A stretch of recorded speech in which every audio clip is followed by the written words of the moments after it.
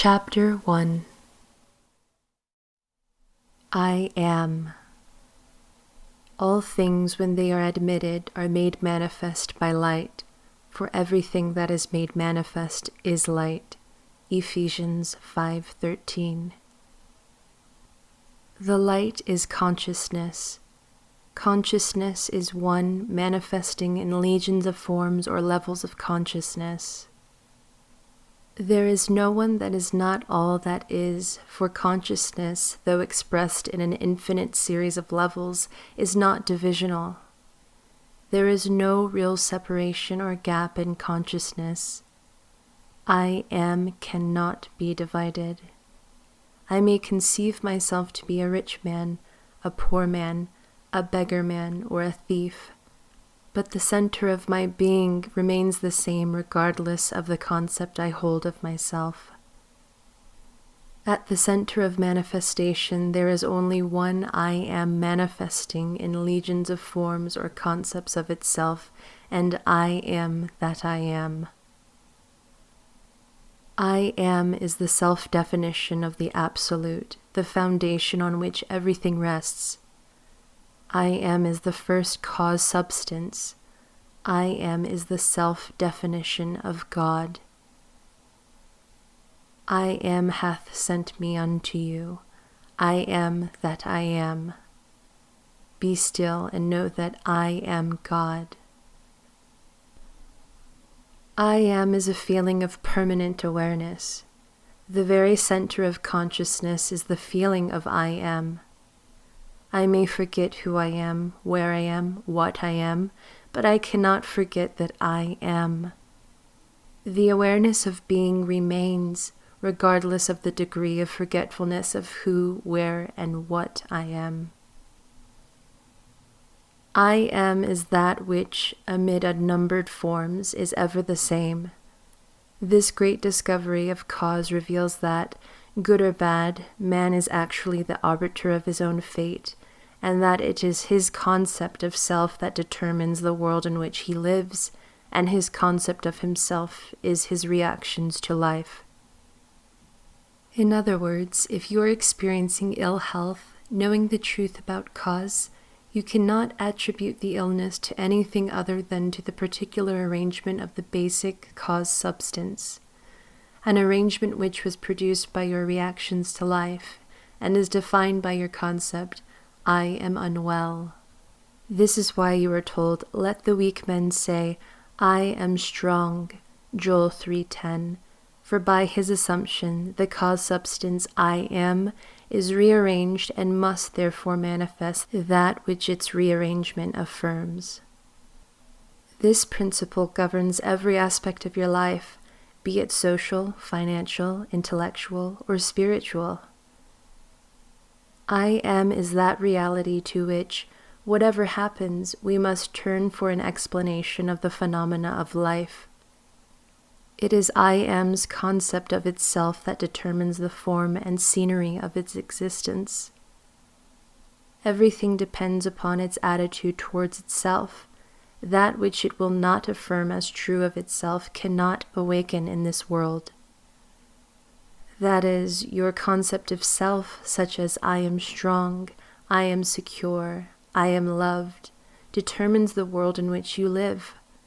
In other words, when you say, I am a man, I am a father, I am an American, you are not defining different I ams, you are defining different concepts or arrangements of the one cause substance, the one I am.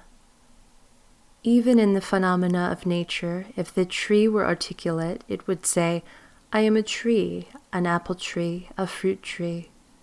When you know that consciousness is the one and only reality conceiving itself to be something good, bad, or indifferent, and becoming that which it conceived itself to be, you are free from the tyranny of second causes, free from the belief that there are causes outside of your own mind that can affect your life. In the state of consciousness of the individual is found the explanation of the phenomena of life. If man's concept of himself were different, everything in his world would be different. His concept of himself being what it is, everything in his world must be as it is. Thus, it is abundantly clear that there is only one I am, and you are that I am. And while I am is infinite, you, by your concept of yourself, are displaying only a limited aspect of the infinite I am. Build thee more stately mansions, O my soul, as the swift seasons roll. Leave thy low-vaulted past. Let each new temple, nobler than the last, shut thee from heaven with a dome more vast, till thou at length art free, leaving thine outgrown shell by life's unresting sea. Chapter 2. Consciousness. It is only by a change of consciousness, by actually changing your concept of self, that you can build more stately mansions, the manifestations of higher and higher concepts. By manifesting is meant experiencing the results of these concepts in your world. It is of vital importance to understand clearly just what consciousness is. The reason lies in the fact that consciousness is the one and only reality. It is the first and only cause substance of the phenomena of life. Nothing has existence for man save through the consciousness he has of it. Therefore, it is to consciousness you must turn, for it is the only foundation on which the phenomena of life can be explained.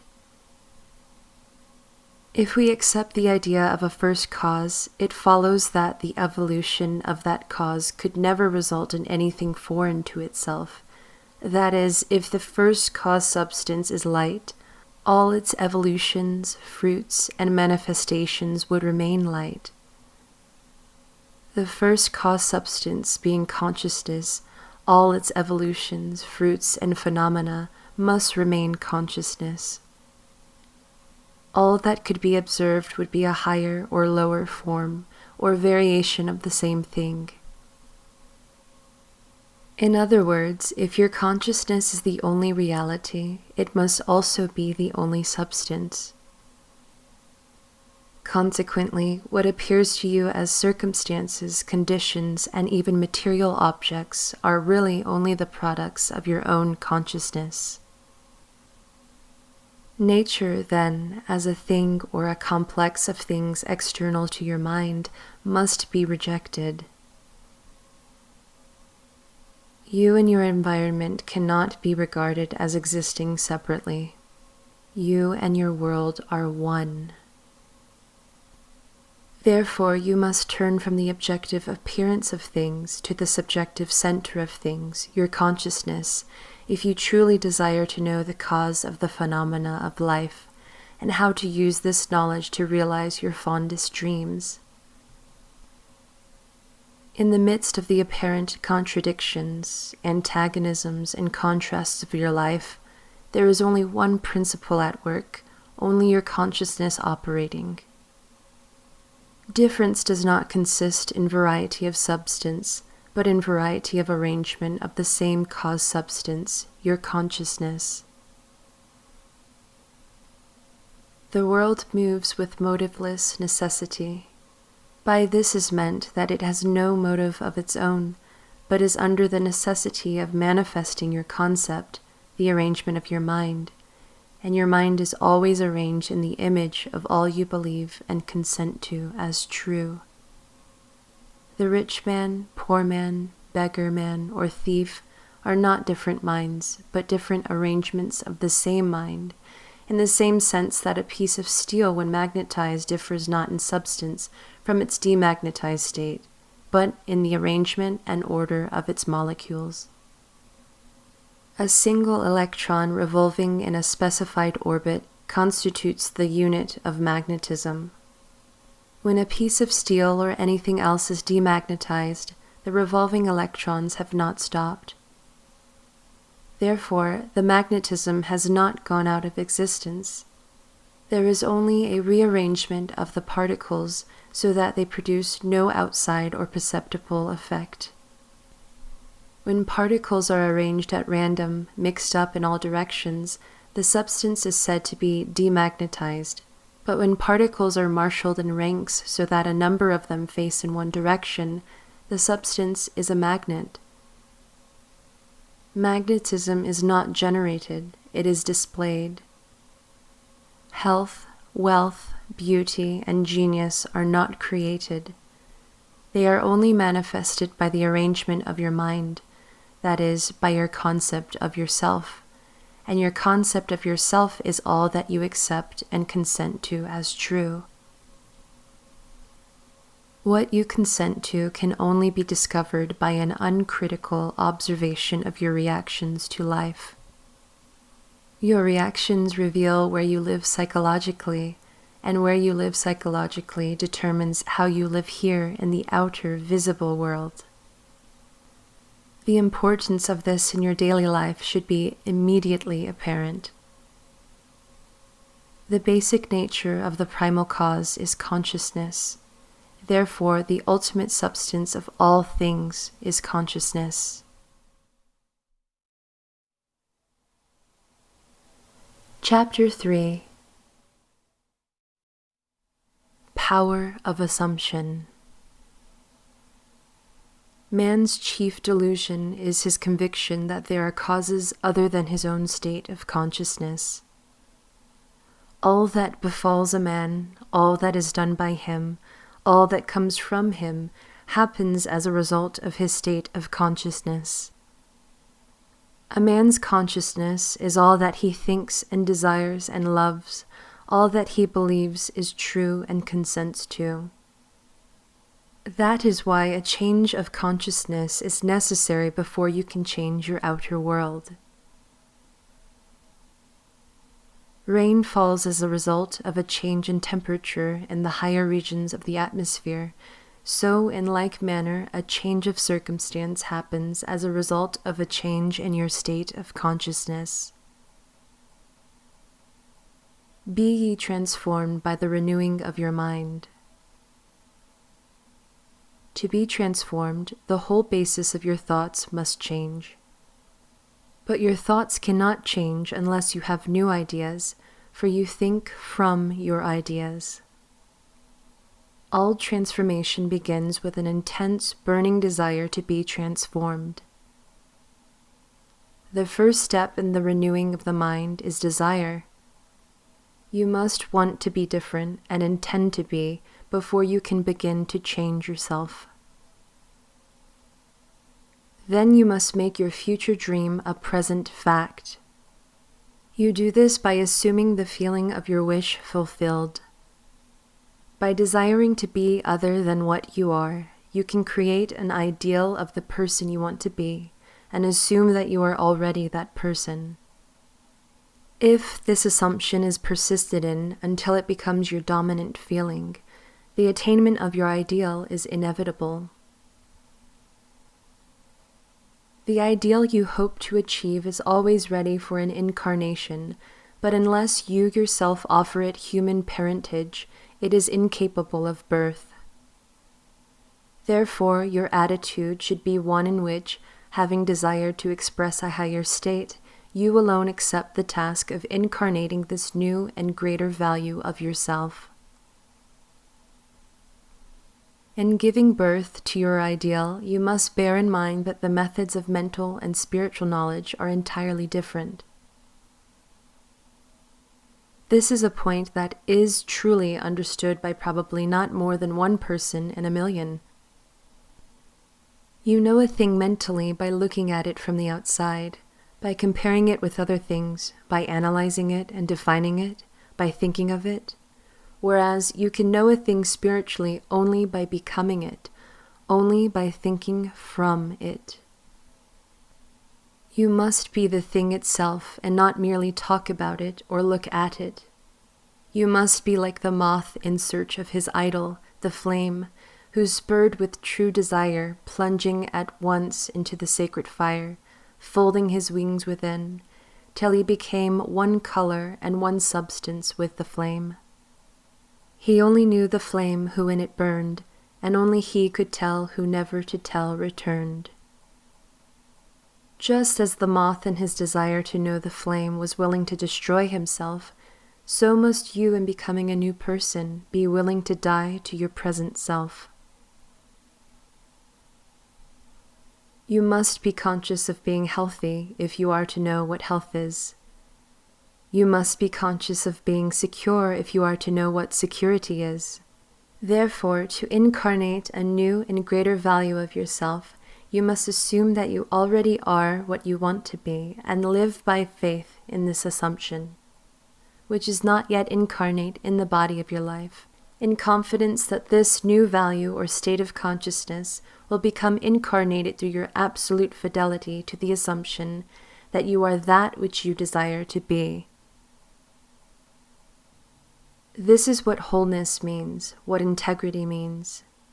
They mean submission of the whole self to the feeling of the wish fulfilled, in certainty that this new state of consciousness is the renewing of mind which transforms.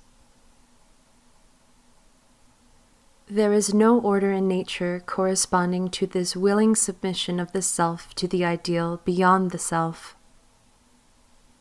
Therefore, it is the height of folly to expect the incarnation of a new and greater concept of self to come about by natural evolutionary process.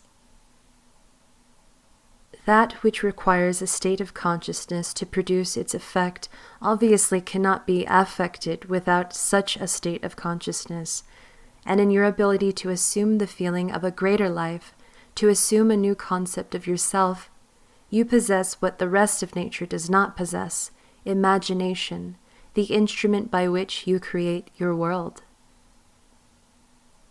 Your imagination is the instrument, the means whereby your redemption from slavery, sickness, and poverty is affected. If you refuse to assume the responsibility of the incarnation of a new and higher concept of yourself, then you reject the means, the only means whereby your redemption, that is, the attainment of your ideal, can be affected. Imagination is the only redemptive power in the universe. However, your nature is such that it is optional to you whether you remain in your present concept of self, a hungry being longing for freedom, health, and security, or choose to become the instrument of your own redemption, imagining yourself as that which you want to be, and thereby satisfying your hunger and redeeming yourself. Oh, be strong then, O brave, pure, patient, and true. The work that is yours let no other hand do, for the strength from the fountain within you, the kingdom of heaven.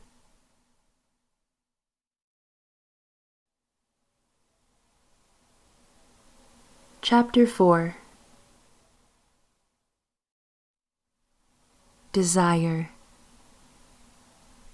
The changes which take place in your life as a result of your changed concept of yourself always appear to the unenlightened to be the result not of a change in your consciousness, but of chance, outer cause, or coincidence. However, the only fate governing your life is the fate determined by your own concepts, your own assumptions, for an assumption, though false, if persisted in, will harden into fact. The ideal you seek and hope to attain will not manifest itself, will not be realized by you, until you have imagined that you are already that ideal. There is no escape for you except by a radical psychological transformation of yourself, except by your assumption of the feeling of your wish fulfilled. Therefore, make results or accomplishments the crucial test of your ability to use your imagination. Everything depends on your attitude towards yourself.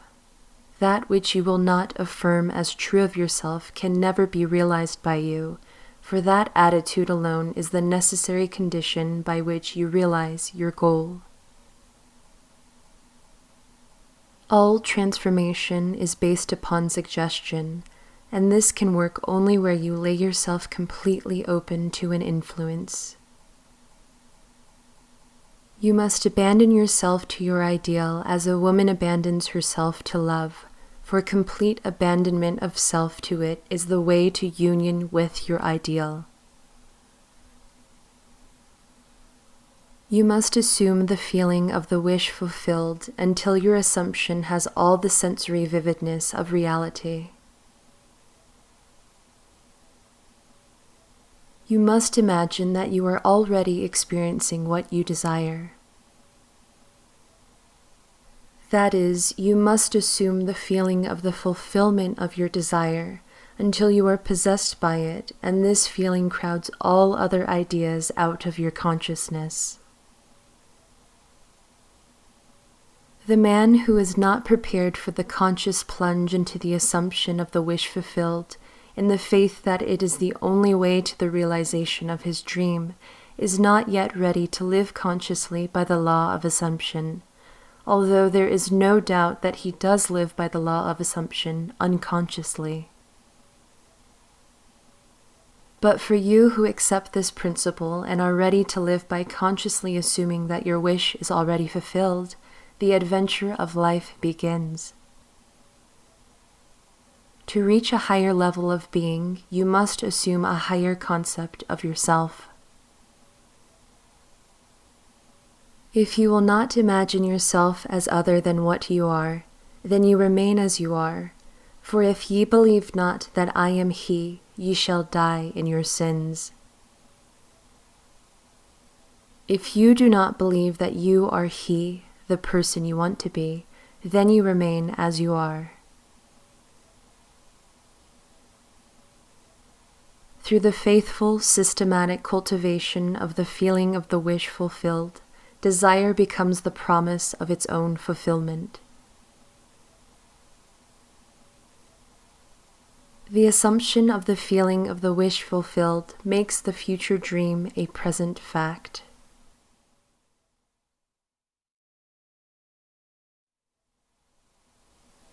Chapter 5. The truth that sets you free. The drama of life is a psychological one in which all the conditions, circumstances, and events of your life are brought to pass by your assumptions. Since your life is determined by your assumptions, you are forced to recognize the fact that you are either a slave to your assumptions or their master. To become the master of your assumptions is the key to undreamed freedom and happiness.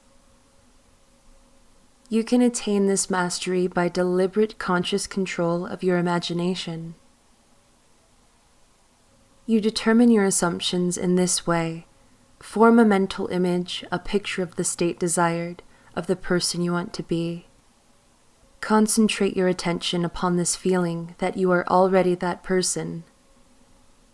First, visualize the picture in your consciousness. Then feel yourself to be in that state as though it actually formed your surrounding world. By your imagination, that which was a mere mental image is changed into a seemingly solid reality. The great secret is a controlled imagination and a well-sustained attention firmly and repeatedly focused on the object to be accomplished. It cannot be emphasized too much that, by creating an ideal within your mental sphere, by assuming that you are already that ideal, you identify yourself with it, and thereby transform yourself into its image, thinking from the ideal instead of thinking of the ideal. Every state is already there as mere possibilities, as long as we think of them, but as overpoweringly real when we think from them. This was called by the ancient teachers subjection to the will of God, or resting in the Lord, and the only true test of resting in the Lord is that all who do rest are inevitably transformed into the image of that in which they rest, thinking from the wish fulfilled. You become according to your resigned will, and your resigned will is your concept of yourself and all that you consent to and accept as true. You, assuming the feeling of your wish fulfilled and continuing therein, take upon yourself the results of that state.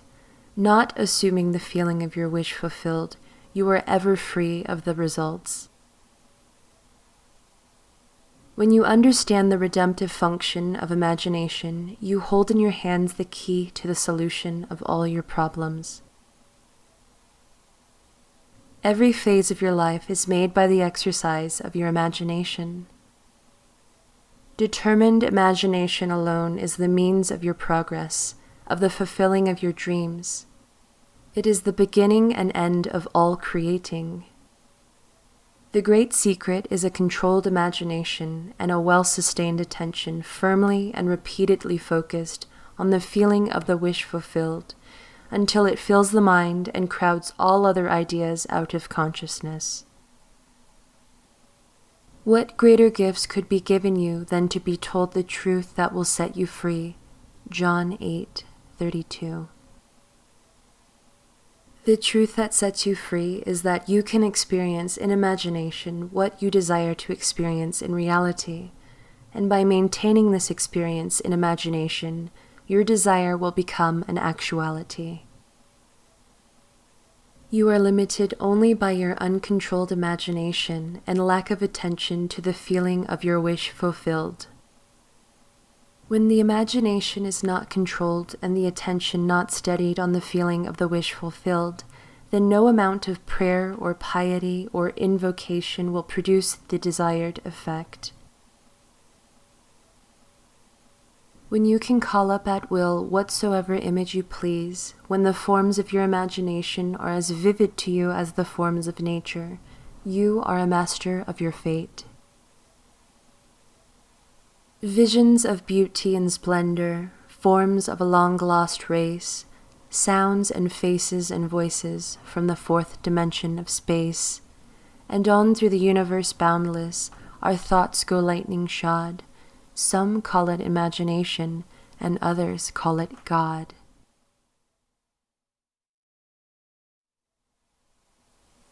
Chapter 6. Attention. A double-minded man is unstable in all his ways. James 1:8. Attention is forceful in proportion to the narrowness of its focus, that is, when it is obsessed with the single idea or sensation.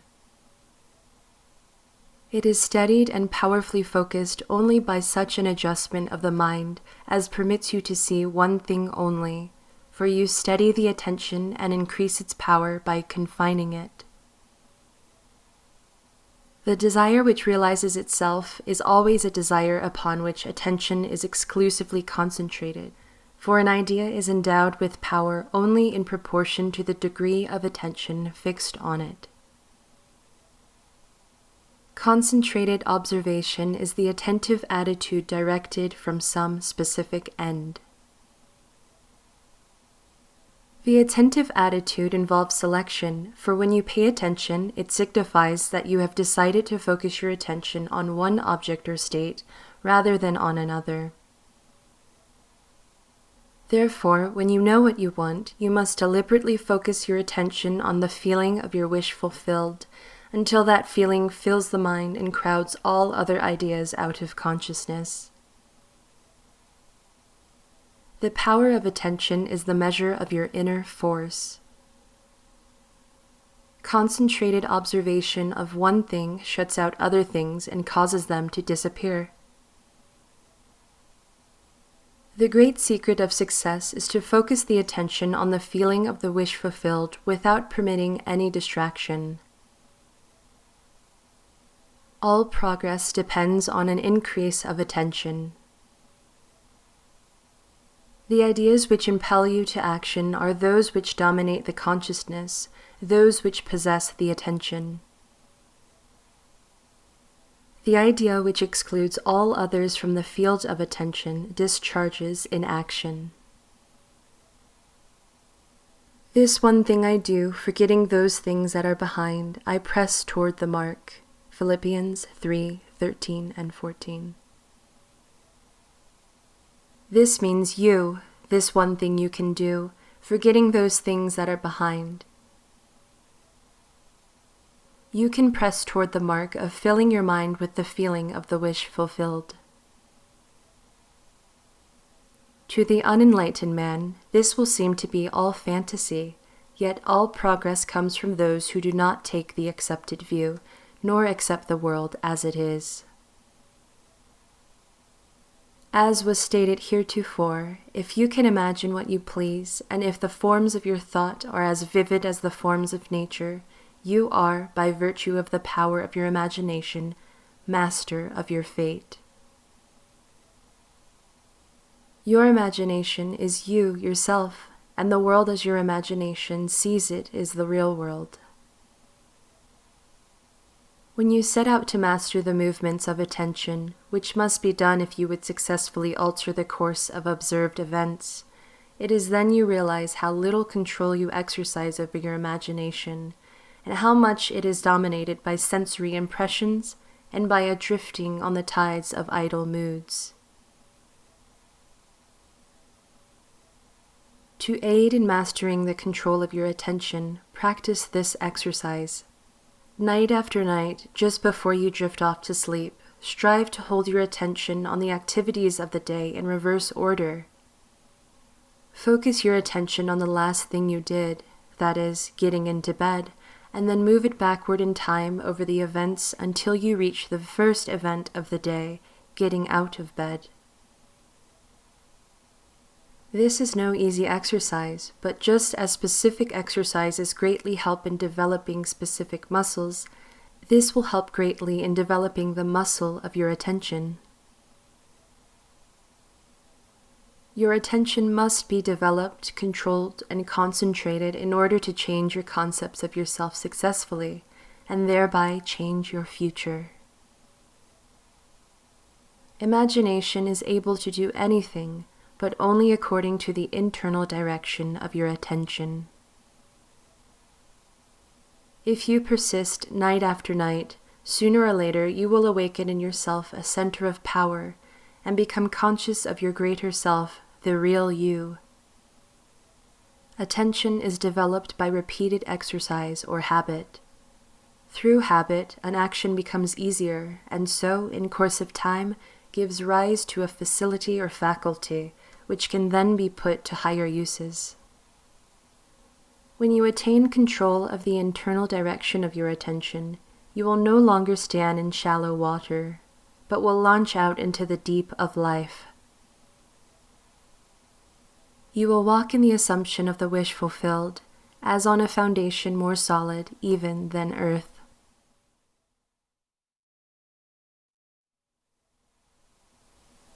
Chapter 7.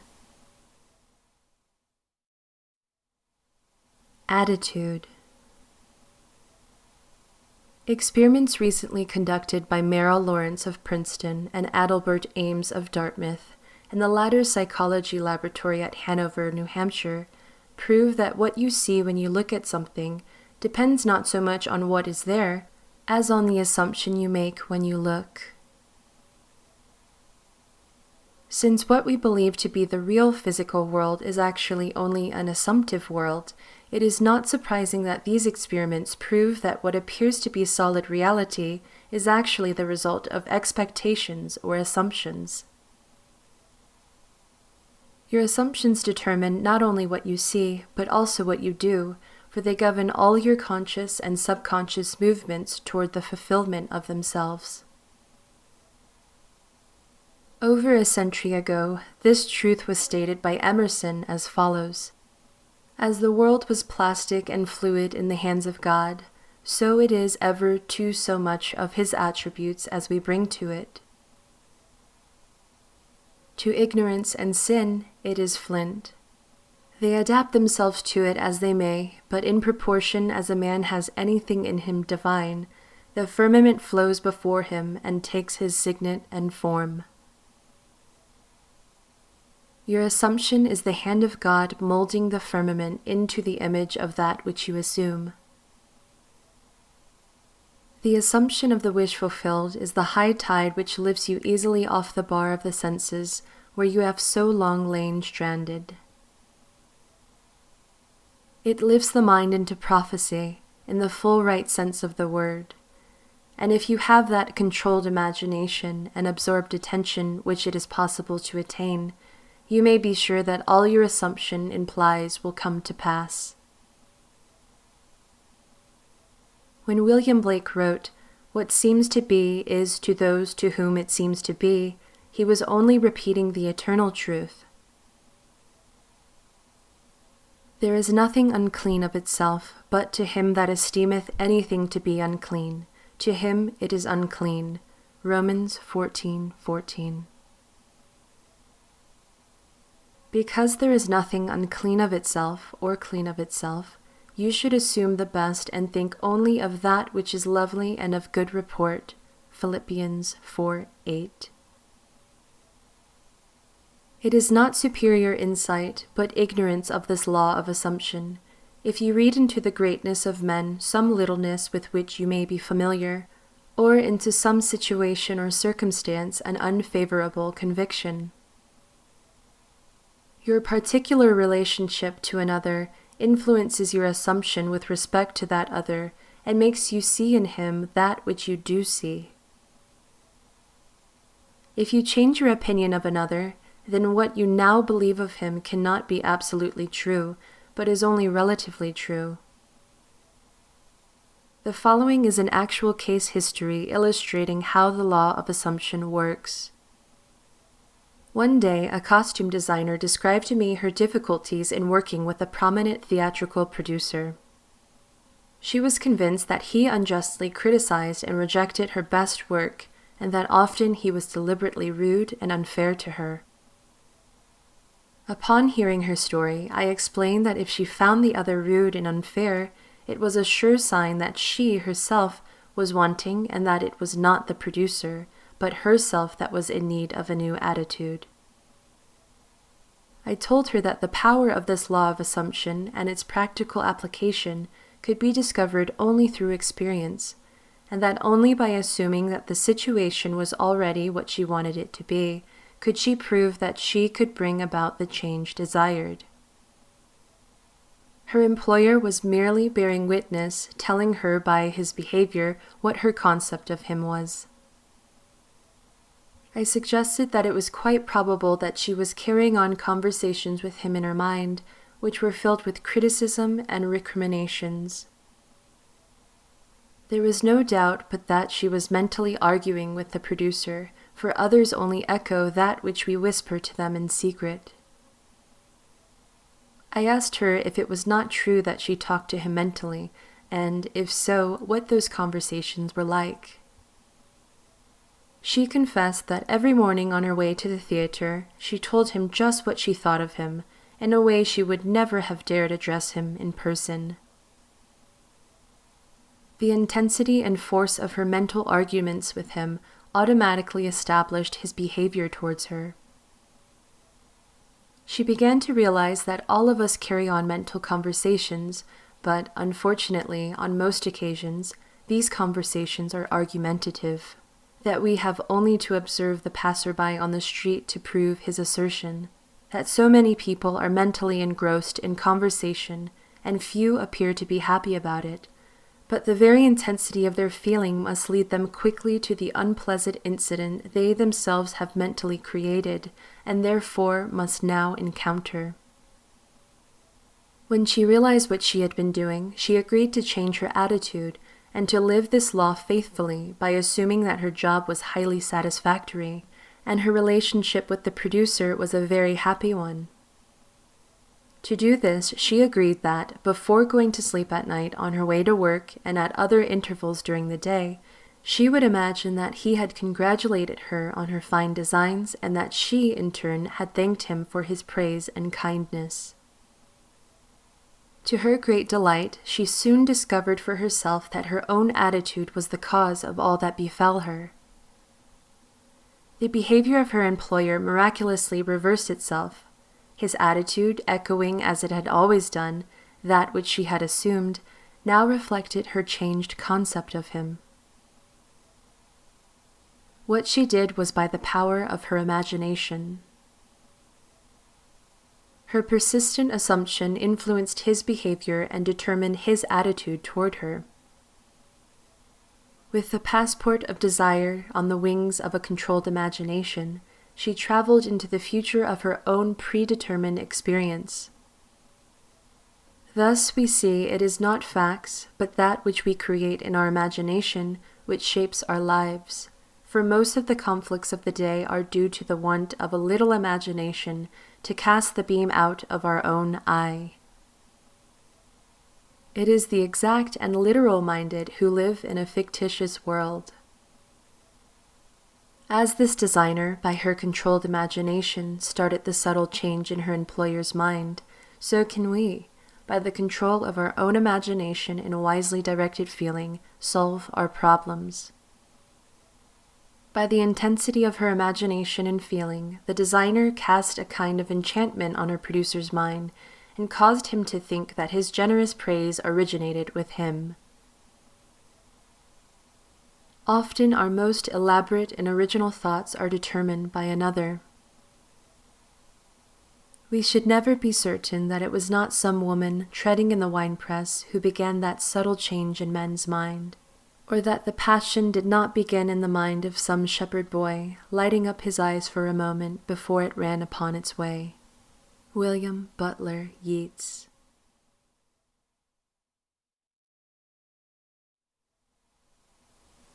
Chapter 8.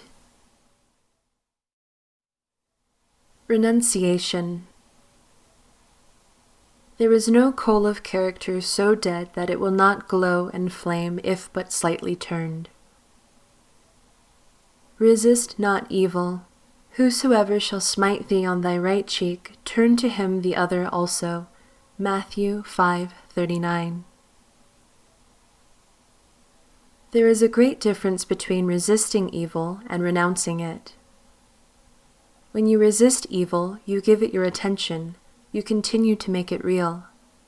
When you renounce evil, you take your attention from it and give your attention to what you want.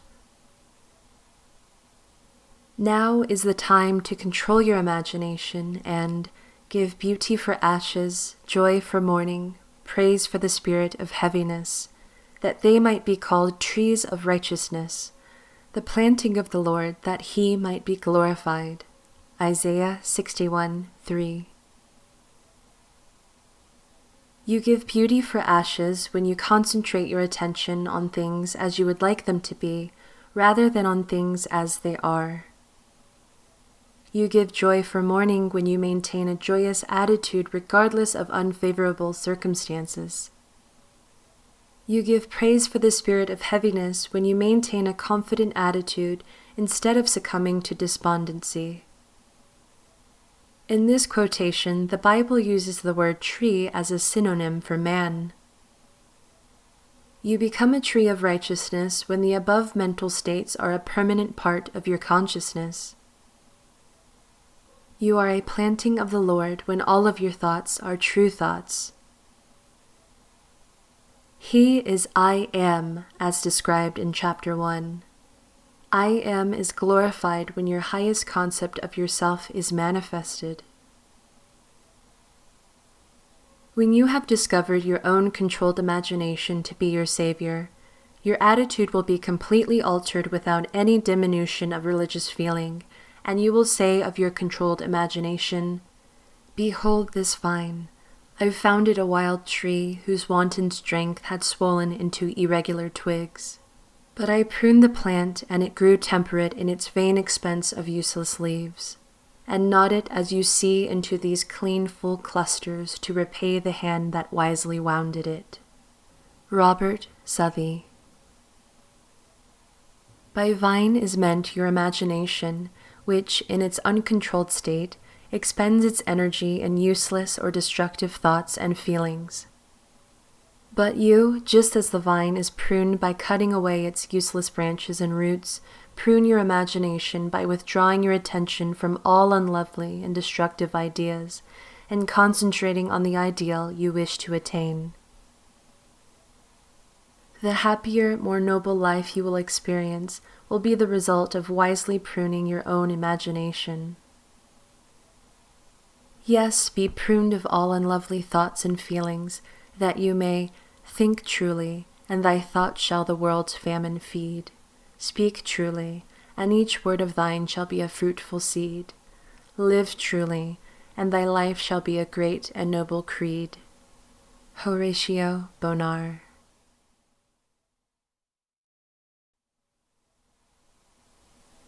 Chapter 9.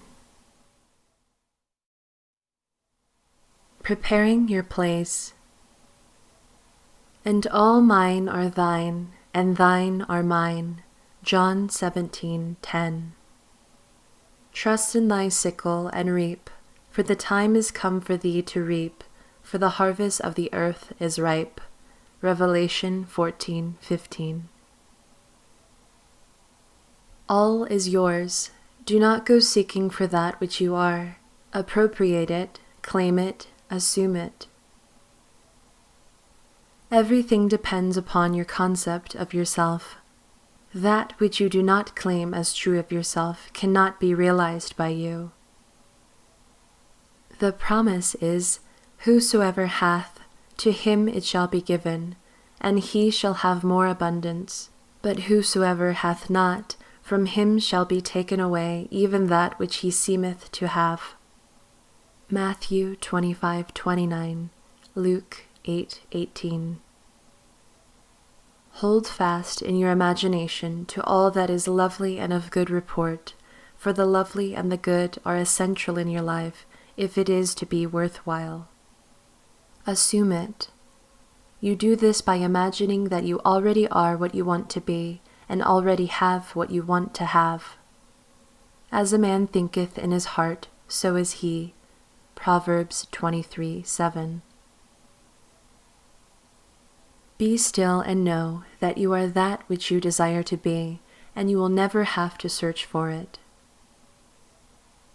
In spite of your appearance of freedom of action, you obey, as everything else does, the law of assumption. Whatever you may think of the question of free will, the truth is your experiences throughout your life are determined by your assumptions, whether conscious or unconscious. An assumption builds a bridge of incidences that lead inevitably to the fulfillment of itself. Man believes the future to be the natural development of the past, but the law of assumption clearly shows that this is not the case. Your assumption places you psychologically where you are not physically, then your senses pull you back from where you were psychologically to where you are physically. It is these psychological forward motions that produce your physical forward motions in time. Precognition permeates all the scriptures of the world. In my Father's house are many mansions. If it were not so, I would have told you. I go to prepare a place for you. And if I go and prepare a place for you, I will come again and receive you unto myself, that where I am, there ye may be also. And now I have told you before it came to pass, that, when it is come to pass, ye might believe. John 14:29. The I in this quotation is your imagination, which goes into the future, into one of the many mansions. Mansion is the state desired. Telling of an event before it occurs physically is simply feeling yourself into the state desired until it has the tone of reality. You go and prepare a place for yourself by imagining yourself into the feeling of your wish fulfilled. Then you speed from this state of the wish fulfilled, where you have not been physically, back to where you were physically a moment ago. Then, with an irresistible forward movement, you move forward across a series of events to the physical realization of your wish, that where you have been in imagination, there you will be in the flesh also. Unto the place from whence the rivers come, thither they return again. Ecclesiastes 1:7.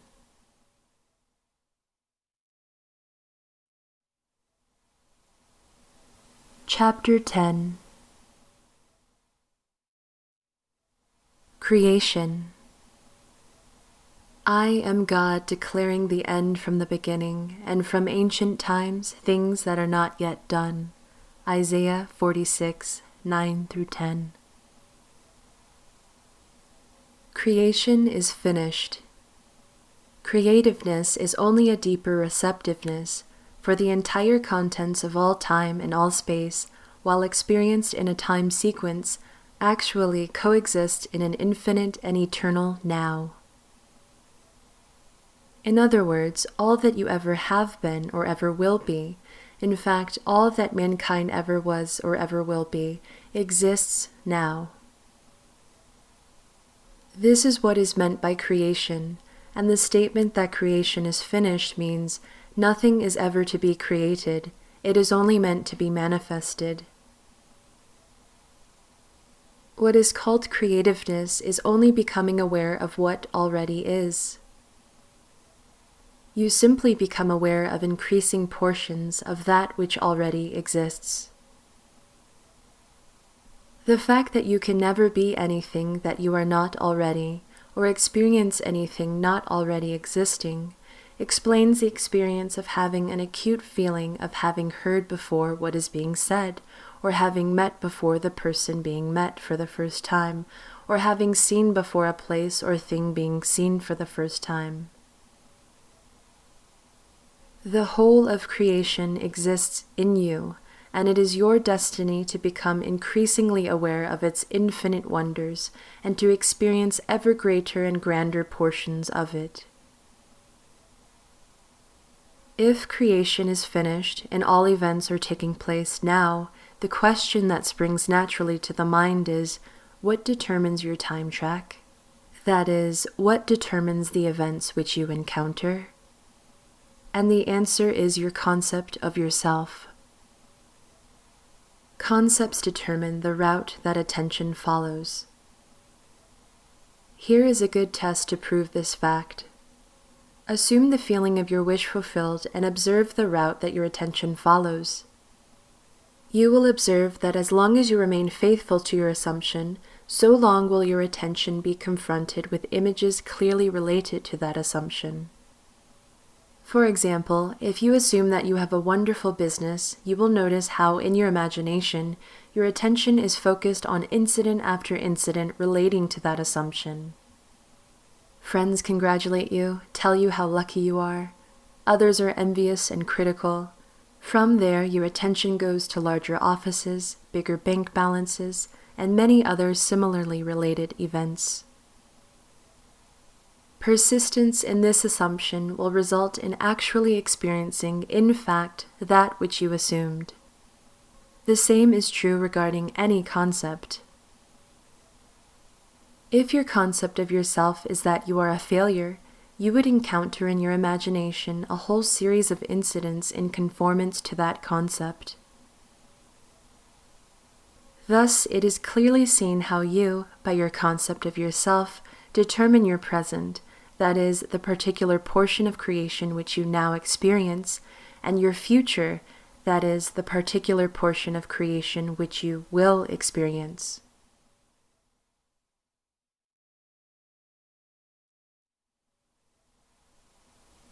Chapter 11. Interference. You are free to choose the concept you will accept of yourself. Therefore, you possess the power of intervention, the power which enables you to alter the course of your future. The process of rising from your present concept to a higher concept of yourself is the means of all true progress. The higher concept is waiting for you to incarnate it in the world of experience. Now unto him that is able to do exceeding abundantly above all that we ask or think, according to the power that worketh in us, unto him be glory. Ephesians 3:20. Him that is able to do more than you ask or think is your imagination, and the power that worketh in us is your attention. Understanding imagination to be Him that is able to do all that you ask, and attention to be the power by which you create your world, you can now build your ideal world. Imagine yourself to be the ideal you dream of and desire. Remain attentive to this imagined state, and as fast as you completely feel that you are already this ideal, it will manifest itself as reality in your world. He was in the world, and the world was made by Him, and the world knew Him not. John 1:10. The mystery hid from the ages, Christ in you, the hope of glory. Colossians 1:26 and 27. The He in the first of these quotations is your imagination. As previously explained, there is only one substance. This substance is consciousness. It is your imagination which forms this substance into concepts, which concepts are then manifested as conditions, circumstances, and physical objects. Thus, imagination made your world. This supreme truth, with but few exceptions, man is not conscious of. The mystery, Christ in you, referred to in the second quotation, is your imagination, by which your world is molded. The hope of glory is your awareness of the ability to rise perpetually to higher levels. Christ is not to be found in history, nor in external forms. You find Christ only when you become aware of the fact that your imagination is the only redemptive power. When this is discovered, the towers of dogma will have heard the trumpets of truth and, like the walls of Jericho, crumble to dust.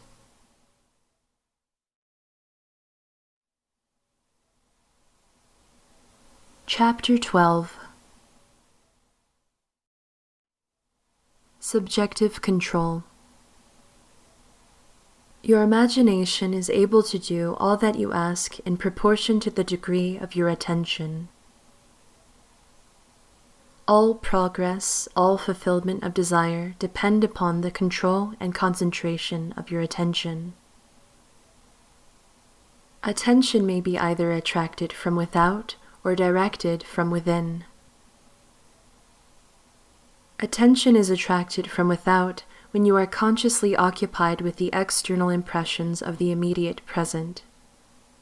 The very lines of this page are attracting your attention from without. Your attention is directed from within when you deliberately choose what you will be preoccupied with mentally. It is obvious that, in the objective world, your attention is not only attracted by, but is constantly directed to external impressions. But your control in the subjective state is almost non-existent, for in this state, attention is usually the servant and not the master, the passenger and not the navigator of your world. There is an enormous difference between attention directed objectively and attention directed subjectively, and the capacity to change your future depends on the latter. When you are able to control the movements of your attention in the subjective world, you can modify or alter your life as you please. But this control cannot be achieved if you allow your attention to be attracted constantly from without. Each day, set yourself the task of deliberately withdrawing your attention from the objective world and of focusing it subjectively. In other words, concentrate on those thoughts or moods which you deliberately determine. Then those things that now restrict you will fade and drop away. The day you achieve control of the movements of your attention in the subjective world, you are the master of your fate. You will no longer accept the dominance of outside conditions or circumstances. You will not accept life on the basis of the world without. Having achieved control of the movements of your attention, and having discovered the mystery hid from the ages, that Christ is you in your imagination, you will assert the supremacy of imagination and put all things in subjection to it.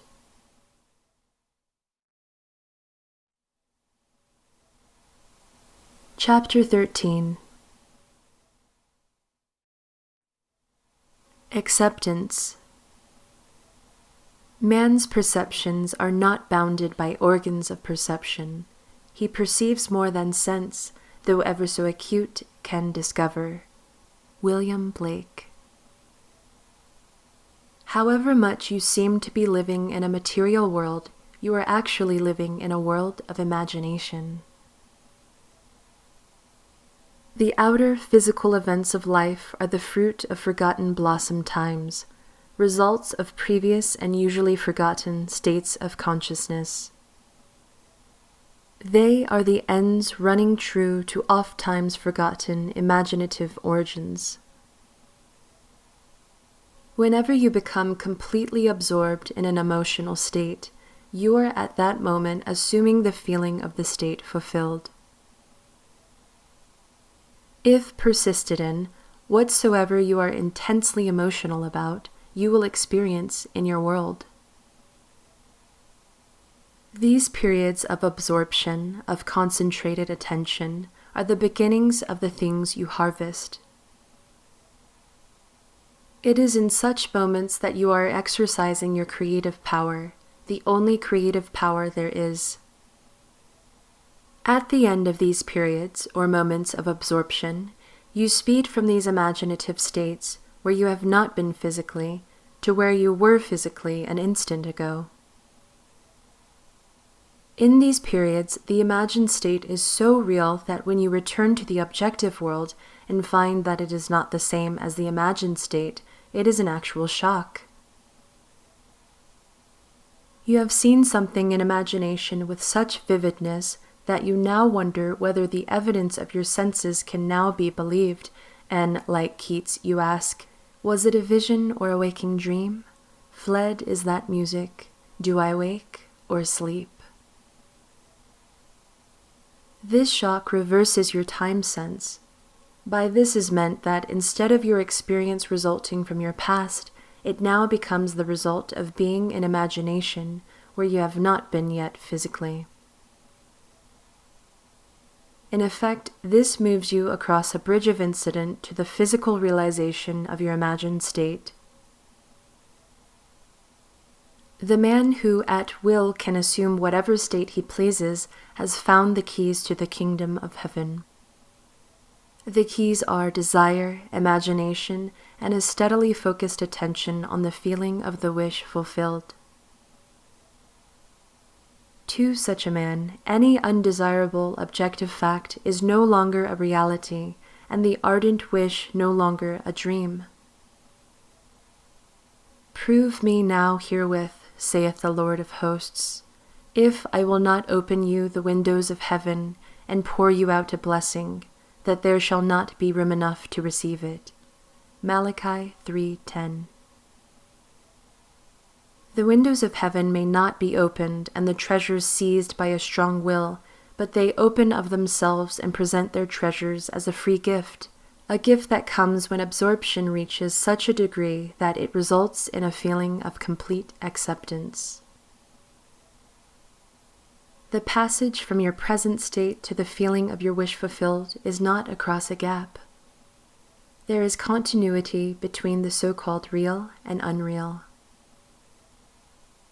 To cross from one state to the other, you simply extend your feelers, trust your touch, and enter fully into the spirit of what you are doing. Not by might nor by power, but by my spirit, saith the Lord of hosts. Zechariah 4:6.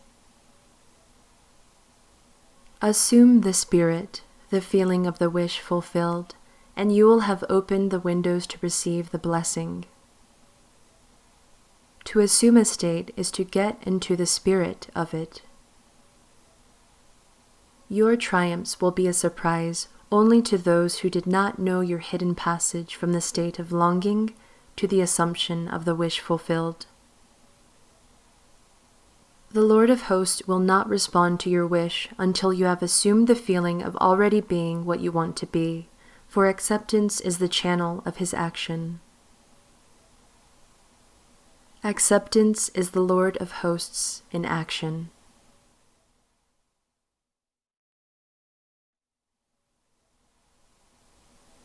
Chapter 14. The Effortless Way. The principle of least action governs everything in physics, from the path of a planet to the path of a pulse of light. Least action is the minimum of energy multiplied by the minimum of time. Therefore, in moving from your present state to the state desired, you must use the minimum of energy and take the shortest possible time. Your journey from one state of consciousness to another is a psychological one, so to make the journey, you must employ the psychological equivalent of least action, and the psychological equivalent is mere assumption. The day you fully realize the power of assumption, you discover that it works in complete conformity with this principle. It works by means of attention minus effort. Thus, with least action, through an assumption, you hurry without haste and reach your goal without effort. Because creation is finished, what you desire already exists. It is excluded from view because you can see only the contents of your own consciousness. It is the function of an assumption to call back the excluded view and restore full vision. It is not the world, but your assumptions that change. An assumption brings the invisible into sight. It is nothing more or less than seeing with the eye of God, i.e., imagination. For the Lord seeth not as a man seeth, for man looketh on the outward appearance, but the Lord looketh on the heart. 1 Samuel 16:7. The heart is the primary organ of sense, hence the first cause of experience. When you look on the heart, you are looking at your assumptions. Assumptions determine your experience. Watch your assumption with all diligence, for out of it are the issues of life. Assumptions have the power of objective realization. Every event in the visible world is the result of an assumption or idea in the unseen world. The present moment is all important, for it is only in the present moment that our assumptions can be controlled. The future must become the present in your mind if you would wisely operate the law of assumption. The future becomes the present when you imagine that you already are what you will be when your assumption is fulfilled. Be still, least action, and know that you are that which you desire to be. The end of longing should be being. Translate your dream into being. Perpetual construction of future states without the consciousness of already being them, that is, picturing your desire without actually assuming the feeling of the wish fulfilled, is the fallacy and mirage of mankind. It is simply futile daydreaming.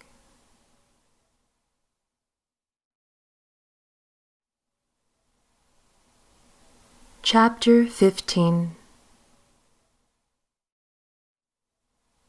The Crown of the Mysteries. The assumption of the wish fulfilled is the ship that carries you over the unknown seas to the fulfillment of your dream. The assumption is everything. Realization is subconscious and effortless.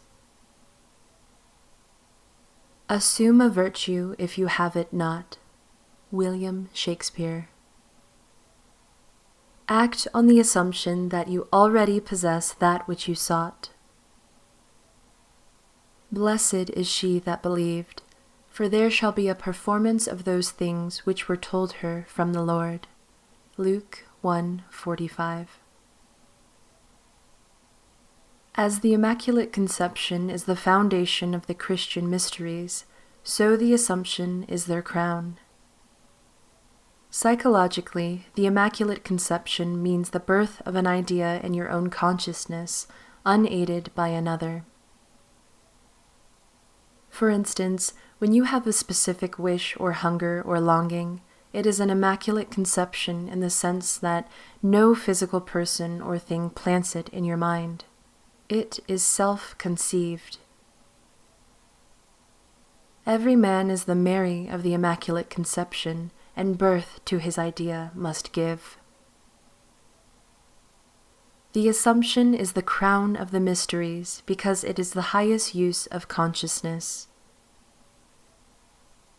When, in imagination, you assume the feeling of the wish fulfilled, you are mentally lifted up to a higher level. When, through your persistence, this assumption becomes actual fact, you automatically find yourself on a higher level. That is, you have achieved your desire in your objective world. Your assumption guides all your conscious and subconscious movements towards its suggested end so inevitably that it actually dictates the events. The drama of life is a psychological one, and the whole of it is written and produced by your assumptions. Learn the art of assumption, for only in this way can you create your own happiness.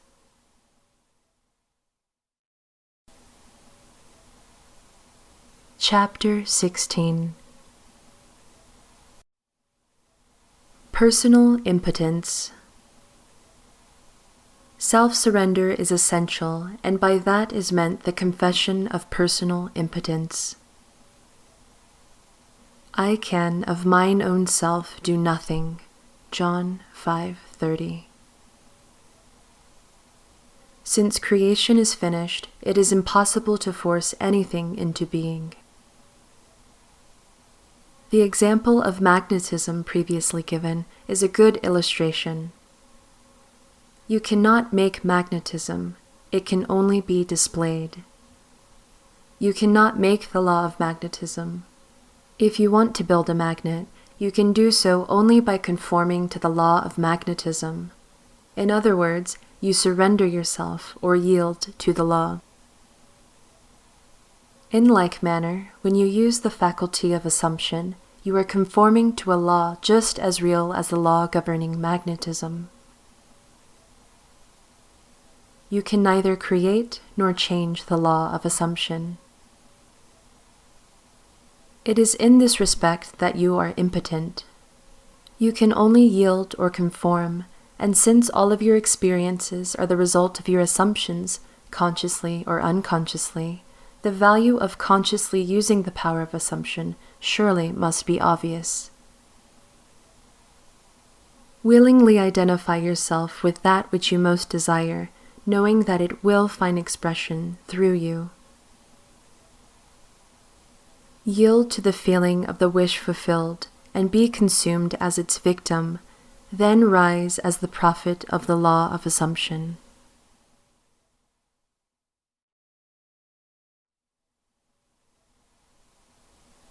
Chapter 17. All things are possible. It is of great significance that the truth of the principles outlined in this book have been proven time and again by the personal experiences of the author. Throughout the past 25 years, he has applied these principles and proved them successful in innumerable instances. He attributes to an unwavering assumption of his wish already being fulfilled every success that he has achieved. He was confident that, by these fixed assumptions, his desires were predestined to be fulfilled. Time and again he assumed the feeling of the wish fulfilled, and continued in his assumption until that which he desired was completely realized. Live your life in a sublime spirit of confidence and determination.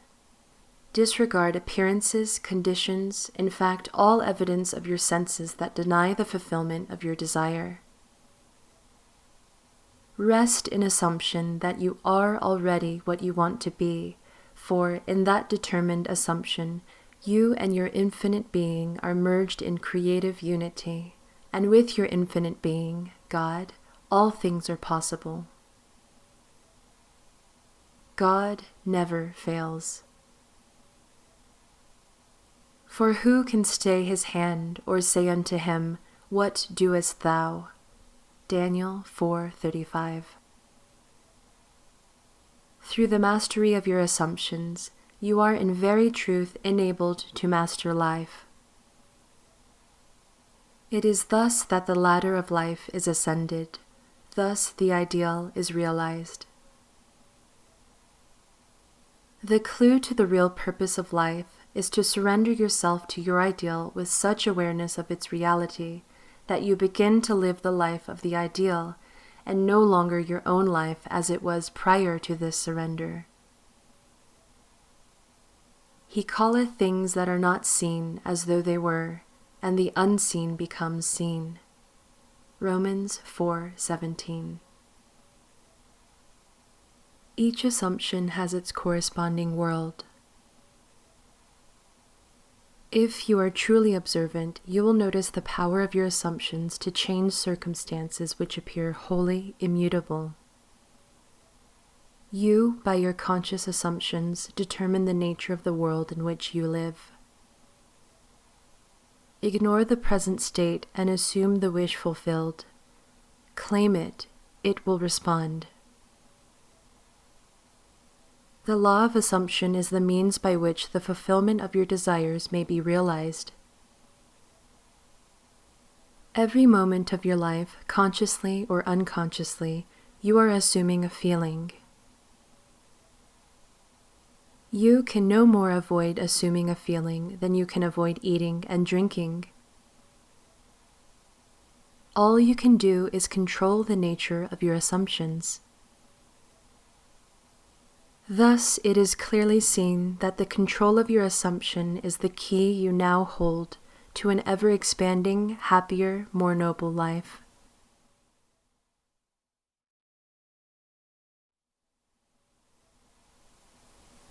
Chapter 18. Be ye doers. Be ye doers of the word, and not hearers only, deceiving your own selves. For if any be a hearer of the word, and not a doer, he is like unto a man beholding his natural face in a glass, and goeth his way, and straightway forgetteth what manner of man he was. But whoso looketh into the perfect law of liberty, and continue therein, he being not a forgetful hearer, but a doer of the work, this man shall be blessed in his deed. James 1:22-25. The word in this quotation means idea, concept, or desire. You deceive yourself by hearing only when you expect your desire to be fulfilled through mere wishful thinking. Your desire is what you want to be, and looking at yourself in a glass is seeing yourself in imagination as that person. Forgetting what manner of man you are is failing to persist in your assumption. The perfect law of liberty is the law which makes possible liberation from limitation, that is, the law of assumption. To continue in the perfect law of liberty is to persist in the assumption that your desire is already fulfilled. You are not a forgetful hearer when you keep the feeling of your wish fulfilled constantly alive in your consciousness. This makes you a doer of the work, and you are blessed in your deed by the inevitable realization of your desire. You must be doers of the law of assumption, for without application, the most profound understanding will not produce any desired result. Frequent reiteration and repetition of important basic truths run through these pages. Where the law of assumption is concerned, the law that sets man free, this is a good thing. It should be made clear again and again, even at the risk of repetition. The real truth seeker will welcome this aid in concentrating his attention upon the law which sets him free. The parable of the master's condemnation of the servant who neglected to use the talent given him, Matthew 25:14-30, is clear and unmistakable. Having discovered within yourself the key to the treasure house, you should be like the good servant who, by wise use, multiplied by many times the talents entrusted to him. The talent entrusted to you is the power to consciously determine your assumption. The talent not used, like the limb not exercised, withers and finally atrophies. What you must strive after is being. In order to do, it is necessary to be. The end of yearning is to be. Your concept of yourself can only be driven out of consciousness by another concept of yourself. By creating an ideal in your mind, you can identify yourself with it until you become one and the same with the ideal, thereby transforming yourself into it. The dynamic prevails over the static, the active over the passive. One who is a doer is magnetic and therefore infinitely more creative than any who merely hear. Be among the doers.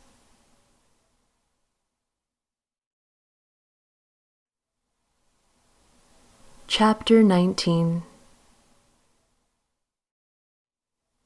Essentials. The essential points in the successful use of the law of assumption are these. First and above all, yearning, longing, intense, burning desire. With all your heart, you must want to be different from what you are. Intense, burning desire, combined with intention to make good, is the mainspring of action, the beginning of all successful ventures. In every great passion which achieves its objective, desire is concentrated and intentioned. You must first desire, and then intend to succeed. As the heart panteth after the water brooks, so panteth my soul after thee, O God. Psalm 42:1. Blessed are they that hunger and thirst after righteousness, for they shall be filled. Matthew 5:6. Here the soul is interpreted as the sum total of all you believe, think, feel, and accept as true. In other words, your present level of awareness, God's I am, the source and fulfillment of all desires. This quotation describes how your present level of awareness longs to transcend itself. Righteousness is the consciousness of already being what you want to be. Second, cultivate physical immobility, a physical incapacity not unlike the state described by Keats in his Ode to a Nightingale. A drowsy numbness pains my senses, as though of hemlock I had drunk. It is a state akin to sleep, but one in which you are still in control of the direction of your attention. You must learn to induce this state at will, but experience has taught that it is more easily induced after a substantial meal, or when you wake in the morning feeling very loath to arise. Then you are naturally disposed to enter this state. The value of physical immobility shows itself in the accumulation of mental force which absolute stillness brings with it. It increases your power of concentration. Be still and know that I am God. Psalm 46:10. In fact, the greater energies of the mind seldom break forth, save when the body is stilled and the door of the senses closed to the objective world. The third and last thing to do is to experience in your imagination what you would experience in reality had you achieved your goal. You must gain it in imagination first, for imagination is the very door to the reality of that which you seek. But use imagination masterfully, and not as an onlooker thinking of an end, but as a partaker thinking from the end. Imagine that you possess a quality or something you desire, which hitherto has not been yours. Surrender yourself completely to this feeling until your whole being is possessed by it. This state differs from reverie in this respect. It is the result of a controlled imagination and a steadied, concentrated attention, whereas reverie is the result of uncontrolled imagination, usually just a daydream. In the controlled state, a minimum of effort suffices to keep your consciousness filled with the feeling of the wish fulfilled. The physical and mental immobility of this state is a powerful aid to voluntary attention and a major factor of minimum effort. The application of these 3 points, 1. Desire, 2. Physical immobility, 3. The assumption of the wish already fulfilled, is the way to at-one-ment or union with your objective. The first point is thinking of the end with intention to realize it. The third point is thinking from the end with the feeling of accomplishment. The secret of thinking from the end is to enjoy being it. The minute you make it pleasurable and imagine that you are it, you start thinking from the end. One of the most prevalent misunderstandings is that this law works only for those having a devout or a religious objective. This is a fallacy. It works just as impersonally as the law of electricity works. It can be used for greedy, selfish purposes as well as noble ones. But it should always be borne in mind that ignoble thoughts and actions inevitably result in unhappy consequences.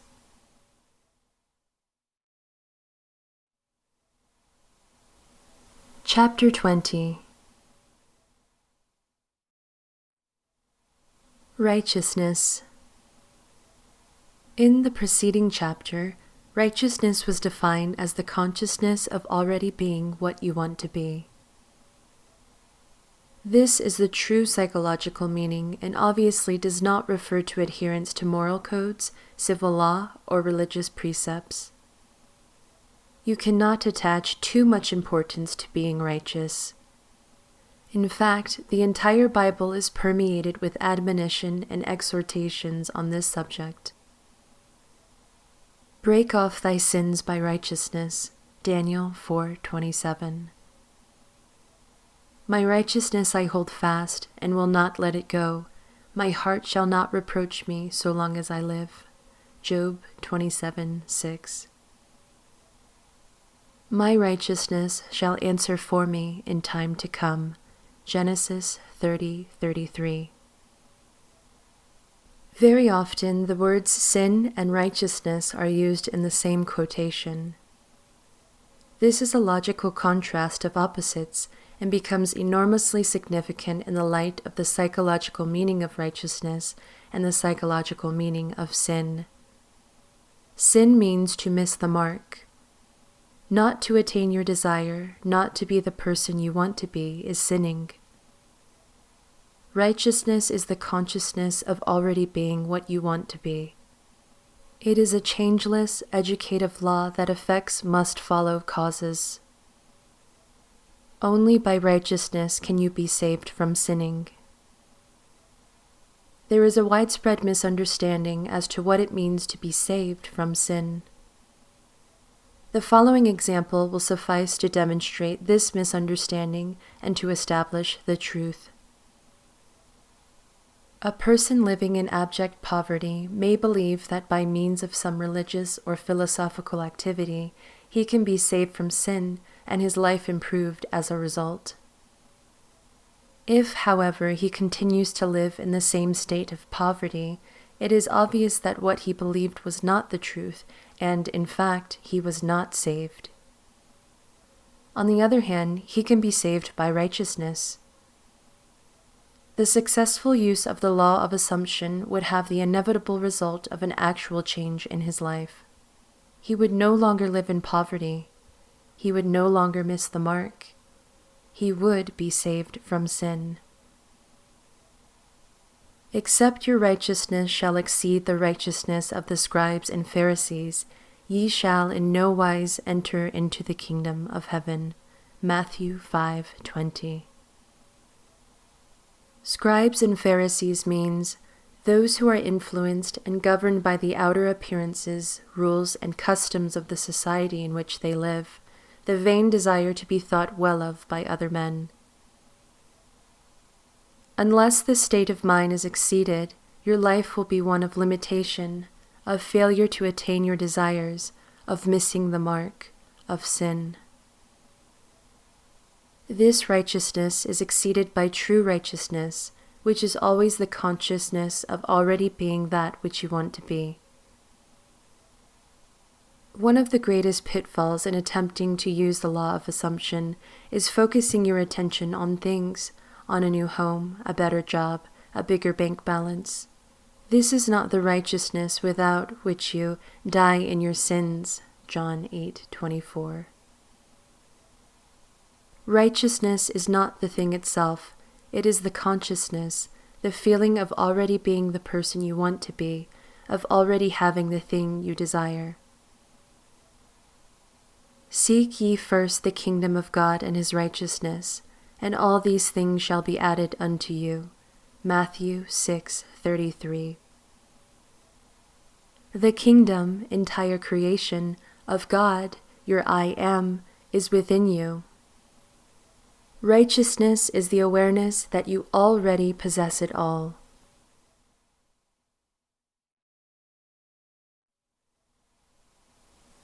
Chapter 21.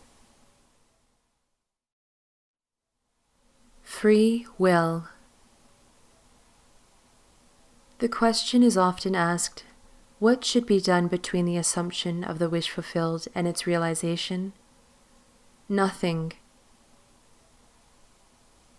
It is a delusion that, other than assuming the feeling of the wish fulfilled, you can do anything to aid the realization of your desire. You think that you can do something, you want to do something, but actually you can do nothing. The illusion of the free will to do is but ignorance of the law of assumption, upon which all action is based. Everything happens automatically. All that befalls you, all that is done by you, happens. Your assumptions, conscious or unconscious, direct all thought and action to their fulfillment. To understand the law of assumption, to be convinced of its truth, means getting rid of all the illusions about free will to act. Free will actually means freedom to select any idea you desire. By assuming the idea already to be a fact, it is converted into reality. Beyond that, free will ends, and everything happens in harmony with the concept assumed.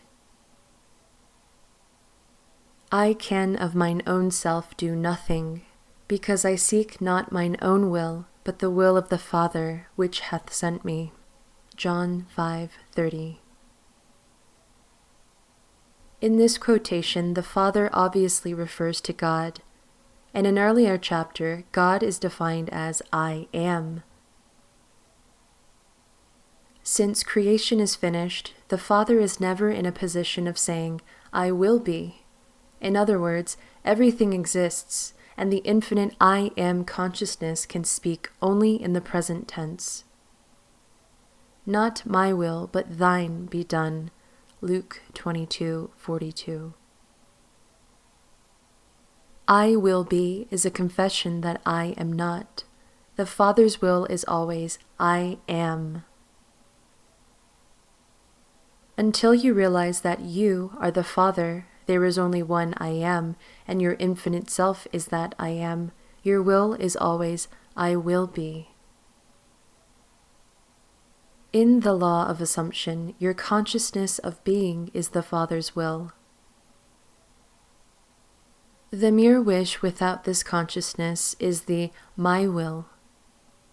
This great quotation, so little understood, is a perfect statement of the law of assumption. It is impossible to do anything. You must be in order to do. If you had a different concept of yourself, everything would be different. You are what you are, so everything is as it is. The events which you observe are determined by the concept you have of yourself.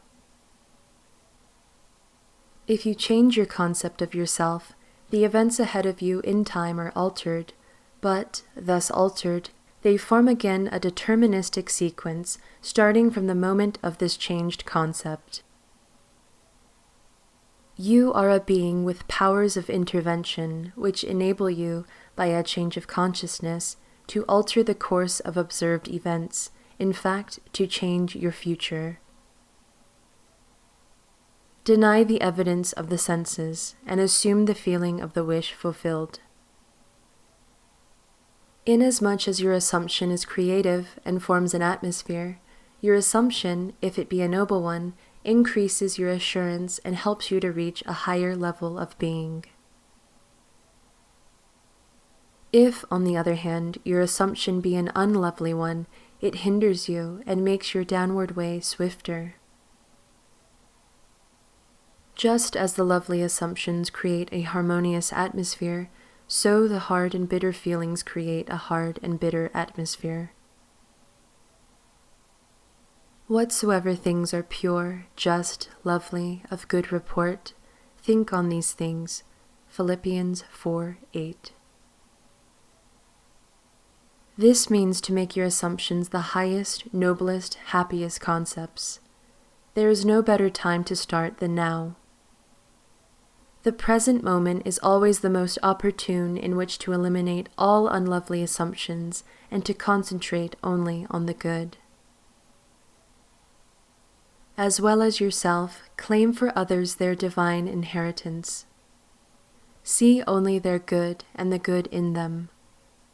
Stir the highest in others to confidence and self-assertion by your sincere assumption of their good, and you will be their prophet and their healer, for an inevitable fulfillment awaits all sustained assumptions. You win by assumption what you can never win by force. An assumption is a certain motion of consciousness. This motion, like all motion, exercises an influence on the surrounding substance, causing it to take shape of, echo, and reflect the assumption. A change of fortune is a new direction in outlook, merely a change in arrangement of the same mind substance, consciousness. If you would change your life, you must begin at the very source with your own basic concept of self. Outer change, becoming part of organizations, political bodies, religious bodies, is not enough. The cause goes deeper.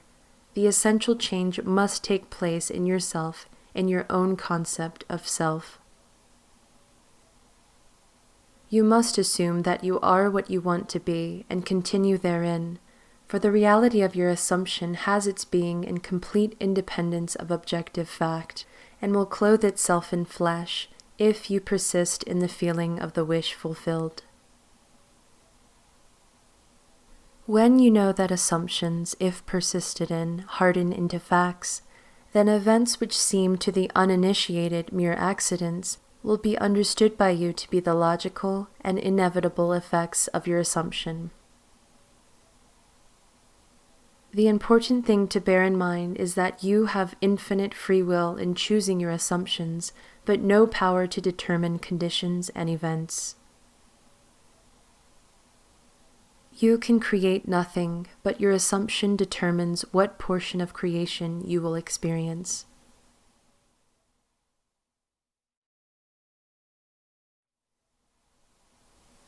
Chapter 22.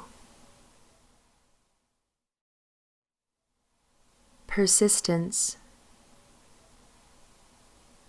And he said unto them, Which of you shall have a friend, and shall go unto him at midnight, and say to him, Friend, lend me 3 loaves, for a friend of mine in his journey is come to me, and I have nothing to set before him? And he from within shall answer and say, Trouble me not, the door is now shut, and my children are with me in bed. I cannot rise and give thee. I say unto you, though he will not rise and give him, because he is his friend, yet because of his importunity he will rise and give him as many as he needeth. And I say unto you, Ask, and it shall be given you, seek, and ye shall find, knock, and it shall be opened unto you. Luke 11:5-9. There are 3 principal characters in this quotation, you and the 2 friends mentioned. The first friend is a desired state of consciousness. The second friend is a desire seeking fulfillment. 3 is the symbol of wholeness, completion. Loaves symbolize substance. The shut door symbolizes the senses which separate the seen from the unseen. Children in bed means ideas that are dormant. Inability to rise means a desired state of consciousness cannot rise to you, you must rise to it.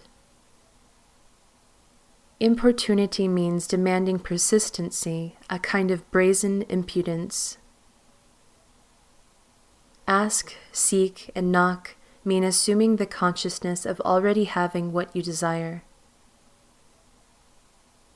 Thus the scriptures tell you that you must persist in rising to assuming the consciousness of your wish already being fulfilled. The promise is definite that if you are shameless in your impudence and assuming that you already have that which your senses deny, it shall be given unto you, your desire shall be attained. The Bible teaches the necessity of persistence by the use of many stories. When Jacob sought a blessing from the angel with whom he wrestled, he said, I will not let thee go except thou bless me.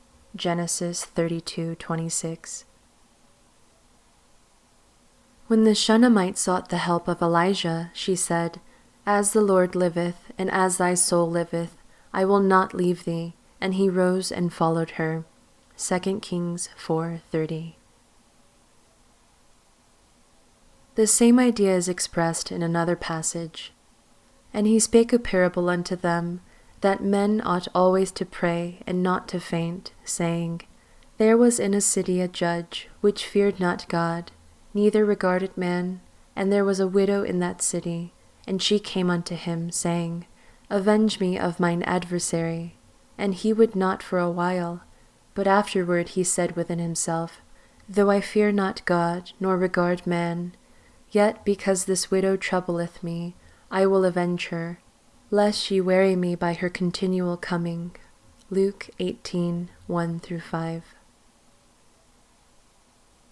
The basic truth underlying each of these stories is that desire springs from the awareness of ultimate attainment, and that persistence in maintaining the consciousness of the desire already being fulfilled results in its fulfillment.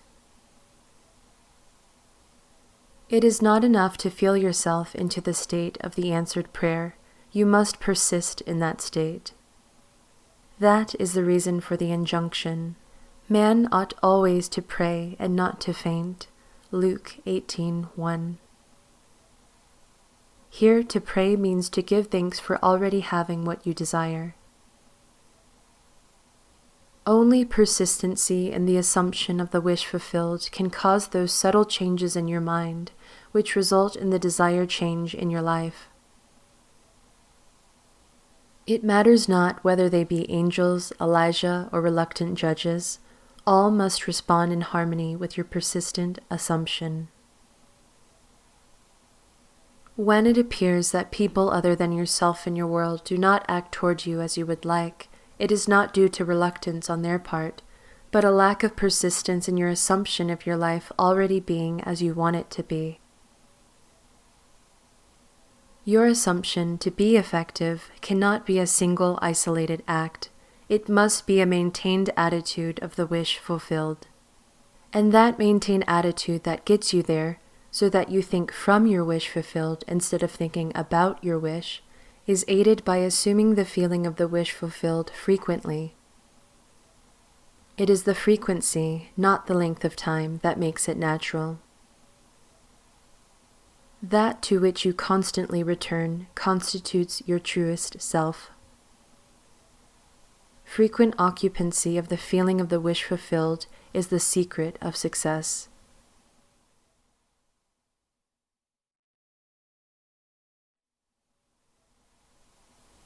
Chapter 23.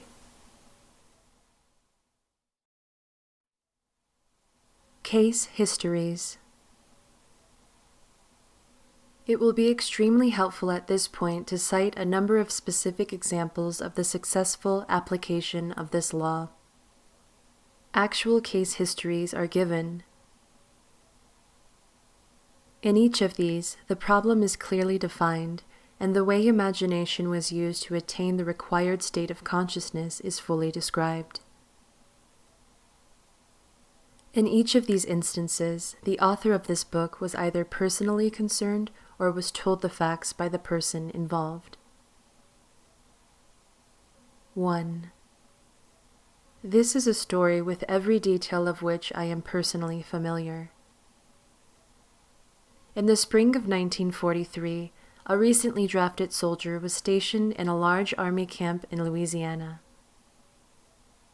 He was intensely eager to get out of the army, but only in an entirely honorable way. The only way he could do this was to apply for a discharge.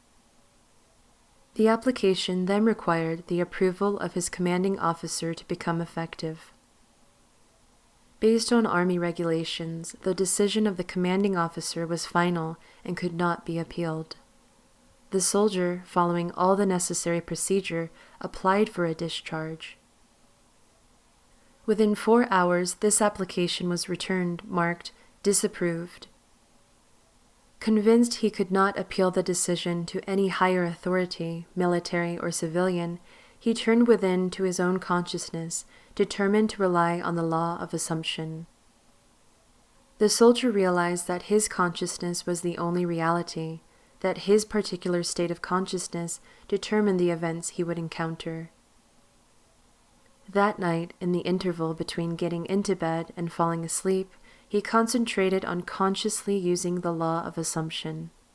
In imagination, he felt himself to be in his own apartment in New York City.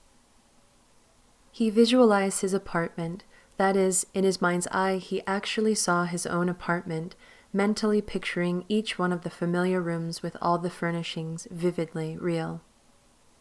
With this picture clearly visualized and lying flat on his back, he completely relaxed physically.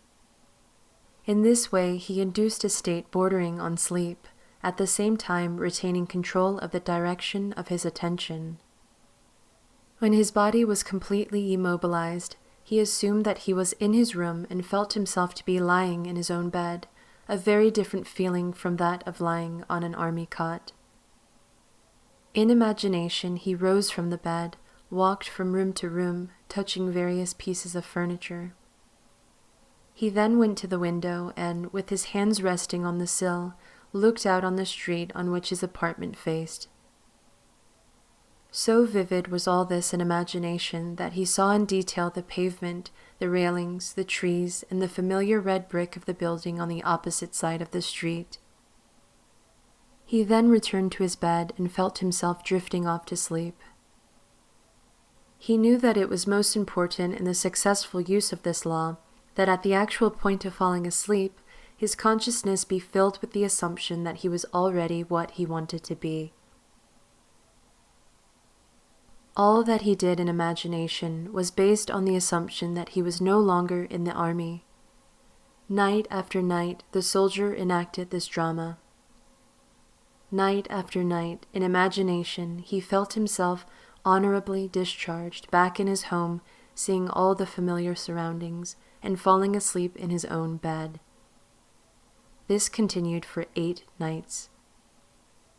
For 8 days, his objective experience continued to be directly opposite to a subjective experience in consciousness each night before going to sleep. On the 9th day, orders came through from battalion headquarters for the soldier to fill out a new application for his discharge. Shortly after this was done, he was ordered to report to the colonel's office. During the discussion, the colonel asked him if he was still desirous of getting out of the army. Upon receiving an affirmative reply, the colonel said that he personally disagreed, and while he had strong objections to approving of the discharge, he had decided to overlook these objections and to approve it. Within a few hours, the application was approved, and the soldier, now a civilian, was on a train bound for home. 2. This is a striking story of an extremely successful businessman demonstrating the power of imagination and the law of assumption. I know this family intimately, and all the details were told to me by the son described herein. The story begins when he was 20 years old. He was next to the oldest in a large family of 9 brothers and 1 sister. The father was one of the partners in a small merchandising business. In his 18th year, the brother referred to in the story left the country in which they lived and traveled 2,000 miles to enter college and complete his education. Shortly after his first year in college, he was called home because of a tragic event in connection with his father's business. Through the machinations of his associates, the father was not only forced out of his business, but was the object of false accusations, impugning his character and integrity. At the same time, he was deprived of his rightful share in equity of the business. The result was he found himself largely discredited and almost penniless. It was under these circumstances that the son was called home from college. He returned, his heart filled with one great resolution. He was determined that he would become outstandingly successful in business. The first thing he and his father did was to use the little money they had to start their own business. They rented a small store on a side street not far from the large business of which the father had been one of the principal owners. There they started a business bent upon real service to the community. It was shortly thereafter that the son, with instinctive awareness that it was bound to work, deliberately used imagination to attain an almost fantastic objective. Every day on the way to and from work, he passed the building of his father's former business, the biggest business of its kind in the country. It was one of the largest buildings, with the most prominent location in the heart of the city. On the outside of the building was a huge sign on which the name of the firm was painted in large bold letters. Day after day, as he passed by, a great dream took shape in the son's mind. He thought of how wonderful it would be if it was his family that had this great building, his family that owned and operated this great business. One day, as he stood gazing at the building, in his imagination, he saw a completely different name on the huge sign across the entrance. Now the large letters spelled out his family name. In these case histories, actual names are not used. For the sake of clarity, in this story, we will use the hypothetical names and assume that the son's family name was Goddard. Where the sign read F.N. Moth and Company, in imagination, he actually saw the name letter by letter, N. Goddard and Sons. He remained looking at the sign with his eyes wide open, imagining that it read N. Goddard and Sons. Twice a day, week after week, month after month, for 2 years, he saw his family name over the front of that building. He was convinced that if he felt strongly enough that a thing was true, it was bound to be the case, and by seeing in imagination his family name on the sign, which implied that they owned the business, he became convinced that one day they would own it. During this period, he told only one person what he was doing. He confided in his mother, who with loving concern tried to discourage him in order to protect him from what might be a great disappointment. Despite this, he persisted day after day. 2 years later, the large company failed and the coveted building was up for sale. On the day of the sale, he seemed no nearer ownership than he had been 2 years before, when he began to apply the law of assumption. During this period, they had worked hard, and their customers had implicit confidence in them. However, they had not earned anything like the amount of money required for the purchase of the property, nor did they have any source from which they could borrow the necessary capital. Making even more remote their chance of getting it was the fact that it was regarded as the most desirable property in the city, and a number of wealthy business people were prepared to buy it. On the actual day of the sale, to their complete surprise, a man, almost a total stranger, came into their shop and offered to buy the property for them. Due to some unusual conditions involved in this transaction, the son's family could not even make a bid for the property. They thought the man was joking, however, this was not the case. The man explained that he had watched them for some time, admired their ability, believed in their integrity, and that supplying the capital for them to go into business on a large scale was an extremely sound investment for him. That very day, the property was theirs. What the son had persisted in, seeing in his imagination, was now a reality. The hunch of the stranger was more than justified. Today, this family owns not only the particular business referred to, but owns many of the largest industries in the country in which they live. The son, seeing his family name over the entrance of this great building, long before it was actually there, was using exactly the technique that produces results. By assuming the feeling that he already had what he desired, by making this a vivid reality in his imagination, by determined persistence, regardless of appearance or circumstance, he inevitably caused his dream to become a reality. 3. This is the story of a very unexpected result of an interview with a lady who came to consult me. One afternoon, a young grandmother, a businesswoman in New York, came to see me. She brought along her 9-year-old grandson, who was visiting her from his home in Pennsylvania. In response to her questions, I explained the law of assumption, describing in detail the procedure to be followed in attaining an objective. The boy sat quietly, apparently absorbed in a small toy truck, while I explained to the grandmother the method of assuming the state of consciousness that would be hers were her desire already fulfilled. I told her the story of the soldier in camp who, each night, fell asleep imagining himself to be in his own bed in his own home. When the boy and his grandmother were leaving, he looked up at me with great excitement and said, "I know what I want, and now I know how to get it." Surprised, I asked him what it is he wanted. He told me he had his heart set on a puppy. To this, the grandmother vigorously protested, telling the boy that it had been made clear repeatedly that he could not have a dog under any circumstances, that his father and mother would not allow it, that the boy was too young to care for it properly, and furthermore, the father had a deep dislike for dogs. He actually hated to have one around. All these were arguments the boy, passionately desirous of having a dog, refused to understand.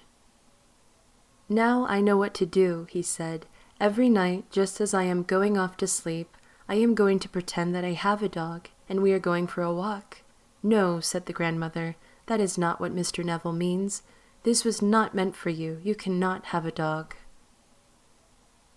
Approximately 6 weeks later, the grandmother told me what was to her an astonishing story. The boy's desire to own a dog was so intense that he had absorbed all that I told his grandmother of how to attain one's desire, and he believed implicitly that at last he knew how to get a dog. Putting this belief into practice, for many nights the boy imagined a dog was lying in his bed beside him. In imagination he petted the dog, actually feeling its fur. Within a few weeks it happened. A newspaper in the city in which the boy lived organized a special program in connection with Kindness to Animals Week. All school children were requested to write an essay on why I would like to own a dog. After entries from all the schools were submitted and judged, the winner of the contest was announced. The very same boy who weeks before in my apartment in New York had told me, "Now I know how to get a dog," was the winner. In an elaborate ceremony, which was publicized with stories and pictures in the newspaper, the boy was awarded with a beautiful collie puppy. In relating this story, the grandmother told me that if the boy had been given the money with which to buy a dog, the parents would have refused to do so, and would have used it to buy a bond for the boy, or put it in a savings bank for him. Furthermore, if someone had made the boy a gift of a dog, they would have refused it or given it away. But the dramatic manner in which the boy got the dog, the way he won the city-wide contest, the stories and pictures in the newspaper, the pride of achievement and joy of the boy himself all combined to bring about a change of heart in the parents, and they found themselves doing that which they never conceived possible. They allowed him to keep the dog. All this the grandmother explained to me, and she concluded by saying that there was one particular kind of dog on which the boy had set his heart. It was a collie. 4. This was told by the aunt in the story to the entire audience at the conclusion of one of my lectures. During the question period following my lecture on the law of assumption, a lady who had attended many lectures and had had personal consultation with me on a number of occasions rose and asked permission to tell a story illustrating how she had successfully used the law. She said that upon returning home from the lecture the week before, she had found her niece distressed and terribly upset. The husband of the niece, who was an officer in the Army Air Force station in Atlantic City, had just been ordered, along with the rest of his unit, to active duty in Europe. She tearfully told her aunt that the reason she was upset was that she had been hoping her husband would be assigned to Florida as an instructor. They both loved Florida and were anxious to be stationed there and not to be separated. Upon hearing this story, the aunt stated that there was only one thing to do, and that was to apply immediately the law of assumption. "Let's actualize it," she said. "If you were actually in Florida, what would you do? Would you feel the warm breeze? Would you smell the salt air? Would you feel your toes sinking down into the sand? Well, let's do all that right now." They took off their shoes and, turning out the lights, in imagination, they felt themselves actually in Florida, feeling the warm breeze, smelling the sea air, pushing their toes in the sand. 48 hours later, the husband received a change of orders. His new instructions were to report immediately to Florida as an Air Force instructor. 5 days later, his wife was on a train to join him. While the aunt, in order to help her niece to attain her desire, joined in with the niece in assuming the state of consciousness required, she did not go to Florida. That was not her desire. On the other hand, that was the intense longing of the niece. 5. This case is especially interesting because of the short interval of time between the application of this law of assumption and its visible manifestation. A very prominent woman came to me in deep concern. She maintained a lovely city apartment and a large country home, but because the many demands made upon her were greater than her modest income, it was absolutely essential that she rent her apartment if she and her family were to spend the summer at their country home. In previous years, the apartment had been rented without difficulty early in the spring, but the day she came to me, the rental season for summer sublets was over. The apartment had been in the hands of the best real estate agents for months, but no one had been interested even in coming to see it. When she had described her predicament, I explained how the law of assumption could be brought to bear on solving her problem. I suggested that, by imagining the apartment had been rented by a person desiring immediate occupancy, and by assuming that this was the case, her apartment actually would be rented. In order to create the necessary feeling of naturalness, the feeling that it was already a fact that her apartment was rented, I suggested that she drift off into sleep that very night, imagining herself, not in her apartment, but in whatever place she would sleep were the apartment suddenly rented. She quickly ran with the idea and said that in such a situation she would sleep in her country home, even though it was not yet opened for the summer. This interview took place on Thursday. At 9 o'clock the following Saturday morning, she phoned me from her home in the country, excited and happy. She told me that on Thursday night she had fallen asleep actually imagining and feeling that she was sleeping in her other bed in her country home many miles away from the city apartment she was occupying. On Friday, the very next day, a highly desirable tenant, one who met all her requirements as a responsible person, not only rented the apartment, but rented it on the condition that he could move in that very day. 6. Only the most complete and intense use of the law of assumption could have produced such results in this extreme situation. 4 years ago, a friend of our family asked that I talk with his 28-year-old son, who was not expected to live. He was suffering from a rare heart disease. This disease resulted in a disintegration of the organ. Long and costly medical care had been of no avail. Doctors held out no hope for recovery. For a long time the son had been confined to his bed. His body had shrunk to almost a skeleton, and he could talk and breathe only with great difficulty. His wife and 2 small children were home when I called, and his wife was present throughout our discussion. I started by telling him that there was only one solution to any problem, and that solution was a change of attitude. Since talking exhausted him, I asked him to nod in agreement if he understood clearly what I said. This he agreed to do. I described the facts underlying the law of consciousness, in fact that consciousness was the only reality. I told him that the way to change any condition was to change his state of consciousness concerning it.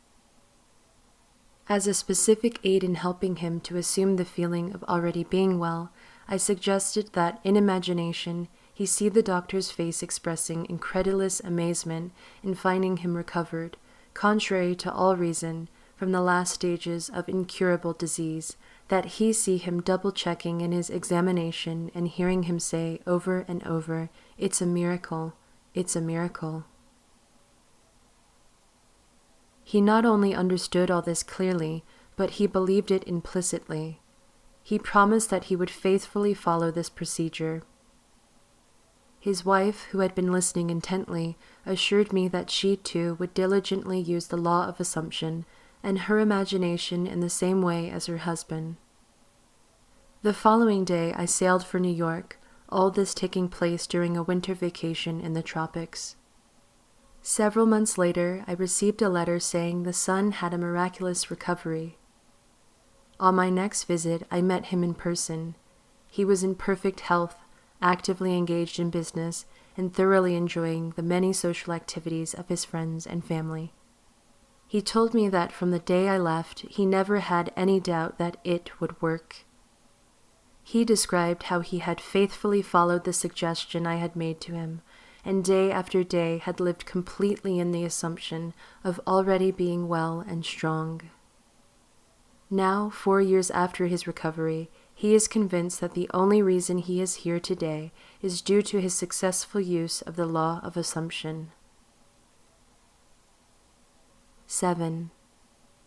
This story illustrates the successful use of the law by a New York business executive. In the fall of 1950, an executive of one of New York's prominent banks discussed with me a serious problem with which he was confronted. He told me that the outlook for his personal progress and advancement was very dim. Having reached middle age and feeling that a marked improvement in position and income was justified, he had talked it out with his superiors.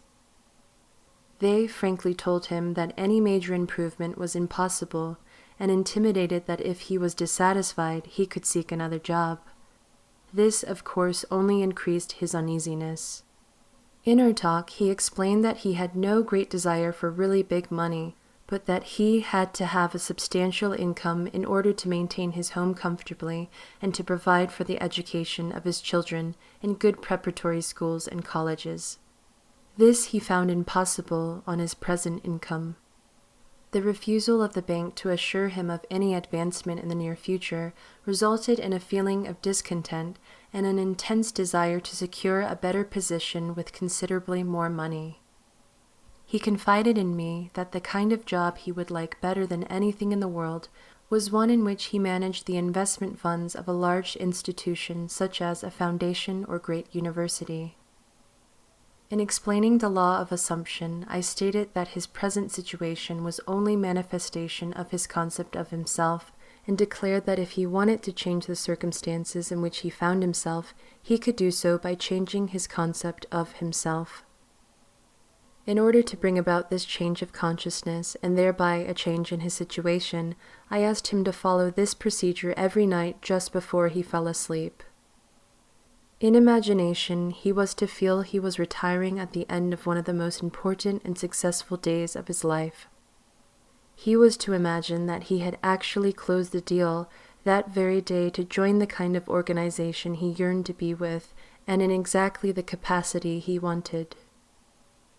I suggested to him that if he succeeded in completely filling his mind with this feeling, he would experience a definite sense of relief.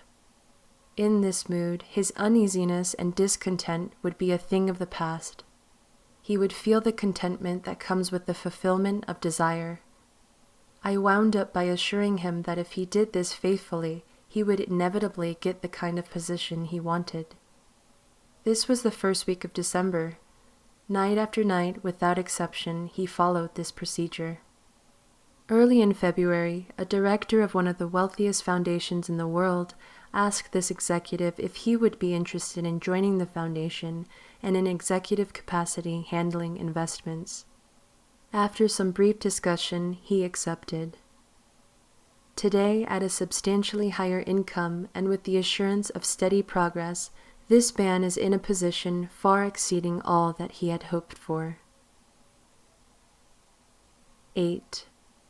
The man and wife in this story have attended my lectures for a number of years. It is an interesting illustration of the conscious use of this law by two people concentrating on the same objective at one time. This man and wife were an exceptionally devoted couple. Their life was completely happy and entirely free from any problems or frustrations. For some time, they had planned to move into a larger apartment. The more they thought about it, the more they realized that what they had their hearts set on was a beautiful penthouse. In discussing it together, the husband explained that he wanted one with a huge window looking out on a magnificent view. The wife said she would like to have one side of the walls mirrored from top to bottom. They both wanted to have a wood-burning fireplace. It was a must that the apartment be in New York City. For months they had searched for just an apartment in vain. In fact, the situation in the city was such that the securing of any kind of apartment was almost an impossibility. They were so scarce that not only were there waiting lists for them, but all sorts of special deals, including premiums, the buying of furniture, etc., were involved. New apartments were being leased long before they were completed, many being rented from the blueprints of the building. Early in the spring, after months of fruitless seeking, they finally located one which they seriously considered. It was a penthouse apartment in a building just being completed on Upper Fifth Avenue facing Central Park. It had one serious drawback. Being a new building, it was not subject to rent control, and the couple felt the yearly rental was exorbitant. In fact, it was several $1,000s a year more than they had considered paying. During the spring months of March and April, they continued looking at various penthouses throughout the city, but they always came back to this one. Finally, they decided to increase the amount they would pay substantially, and made a proposition which the agent for the building agreed to forward to the owners for consideration. It was at this point, without discussing it with each other, each determined to apply the law of assumption. It was not until later that each learned what the other had done. Night after night, they both fell asleep in imagination in the apartment they were considering. The husband, lying with his eyes closed, would imagine that his bedroom windows were overlooking the park. He would imagine going to the window the first thing in the morning and enjoying the view. He felt himself sitting on the terrace overlooking the park, having cocktails with his wife and friends, all thoroughly enjoying it. He filled his mind with actually feeling himself in the penthouse and on the terrace. During this time, unknown to him, his wife was doing the same thing. Several weeks went by without any discussion on the part of the owners, but they continued to imagine as they fell asleep each night that they were actually sleeping in the penthouse. One day, to their complete surprise, one of the employees of the apartment building in which they lived told them that the penthouse there was vacant. They were astonished because theirs was one of the most desirable buildings in the city, with the perfect location right on Central Park. They knew there was a long waiting list of people trying to get an apartment in their building. The fact that the penthouse had unexpectedly become available was kept quiet by management because they were not in a position to consider any applicants for it.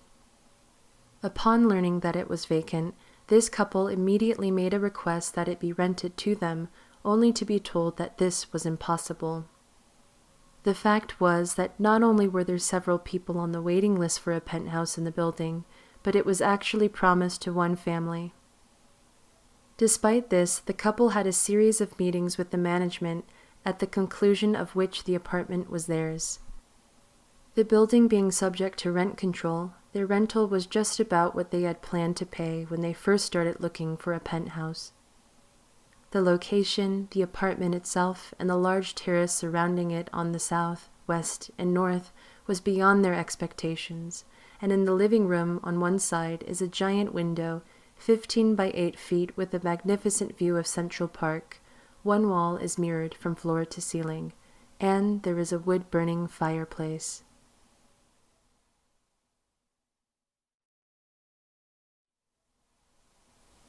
Chapter 24. Failure. This book would not be complete without some discussion of failure in the attempted use of the law of assumption. It is entirely possible that you either have had or will have a number of failures in this respect, many of them in really important matters. If, having read this book, having a thorough knowledge of the application and working of the law of assumption, you faithfully apply it in effort to attain some intense desire and fail, what is the reason? If to the question, did you persist enough, you can answer yes, and still the attainment of your desire was not realized, what is the reason for failure? The answer to this is the most important factor in the successful use of the law of assumption. The time it takes your assumption to become fact, your desire to be fulfilled, is directly proportionate to the naturalness of your feeling of already being what you want to be, of already having what you desire. The fact that it does not feel natural to you to be what you imagine yourself to be is the secret of your failure. Regardless of your desire, regardless of how faithfully and intelligently you follow the law, if you do not feel natural about what you want to be, you will not be it. If it does not feel natural to you to get a better job, you will not get a better job. The whole principle is vividly expressed by the Bible phrase, "You die in your sins," John 8:24. You do not transcend from your present level to the state desired. How can this feeling of naturalness be achieved? The secret lies in one word, imagination. For example, this is a very simple illustration.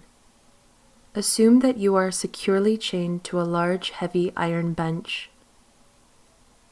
You could not possibly run. In fact, you could not even walk.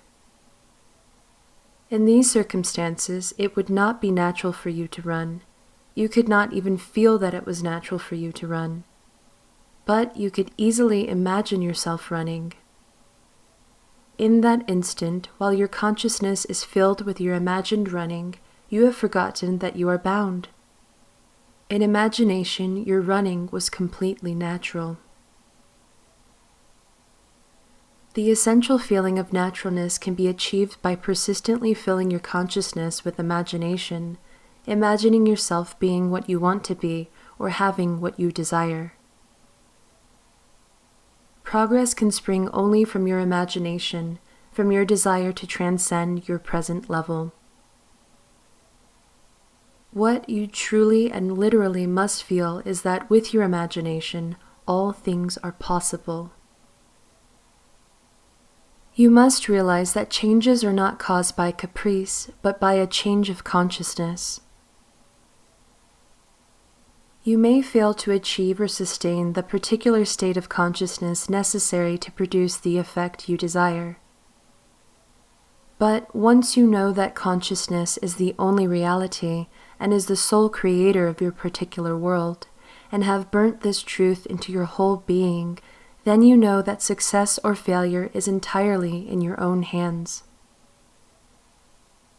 Whether or not you are disciplined enough to sustain the required state of consciousness in specific instances has no bearing on the truth of the law itself, that an assumption, if persisted in, will harden into fact. The certainty of the truth of this law must remain despite great disappointment and tragedy, even when you see the light of life go out and all the world go on as though it were still day. You must not believe that because your assumption failed to materialize, the truth that assumptions do materialize is a lie. If your assumptions are not fulfilled, it is because of some error or weakness in your consciousness. However, these errors and weaknesses can be overcome. Therefore, press on to the attainment of ever higher levels by feeling that you already are the person you want to be. And remember that the time it takes your assumption to become reality is proportionate to the naturalness of being it. Man surrounds himself with the true image of himself. Every spirit builds itself a house, and beyond its house a world, and beyond its world a heaven. Know then that the world exists for you. For you the phenomenon is perfect. What we are, that only can we see. All that Adam had, all that Caesar could, you have and can do. Adam called his house heaven and earth. Caesar called his house Rome. You perhaps call yours a cobbler's trade, 100 acres of land, or a scholar's garret. Yet line for line and point for point, your dominion is as great as theirs, though without fine name. Build, therefore, your own world. As fast as you conform your life to the pure idea in your mind, that will unfold its great proportion. Emerson.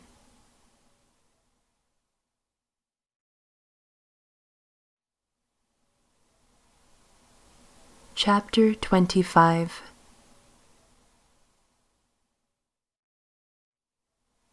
Faith. A miracle is a name given by those who have no faith to the works of faith. Faith is the substance of things hoped for, the evidence of things not seen. Hebrews 11:1. The very reason for the law of assumption is contained in this quotation.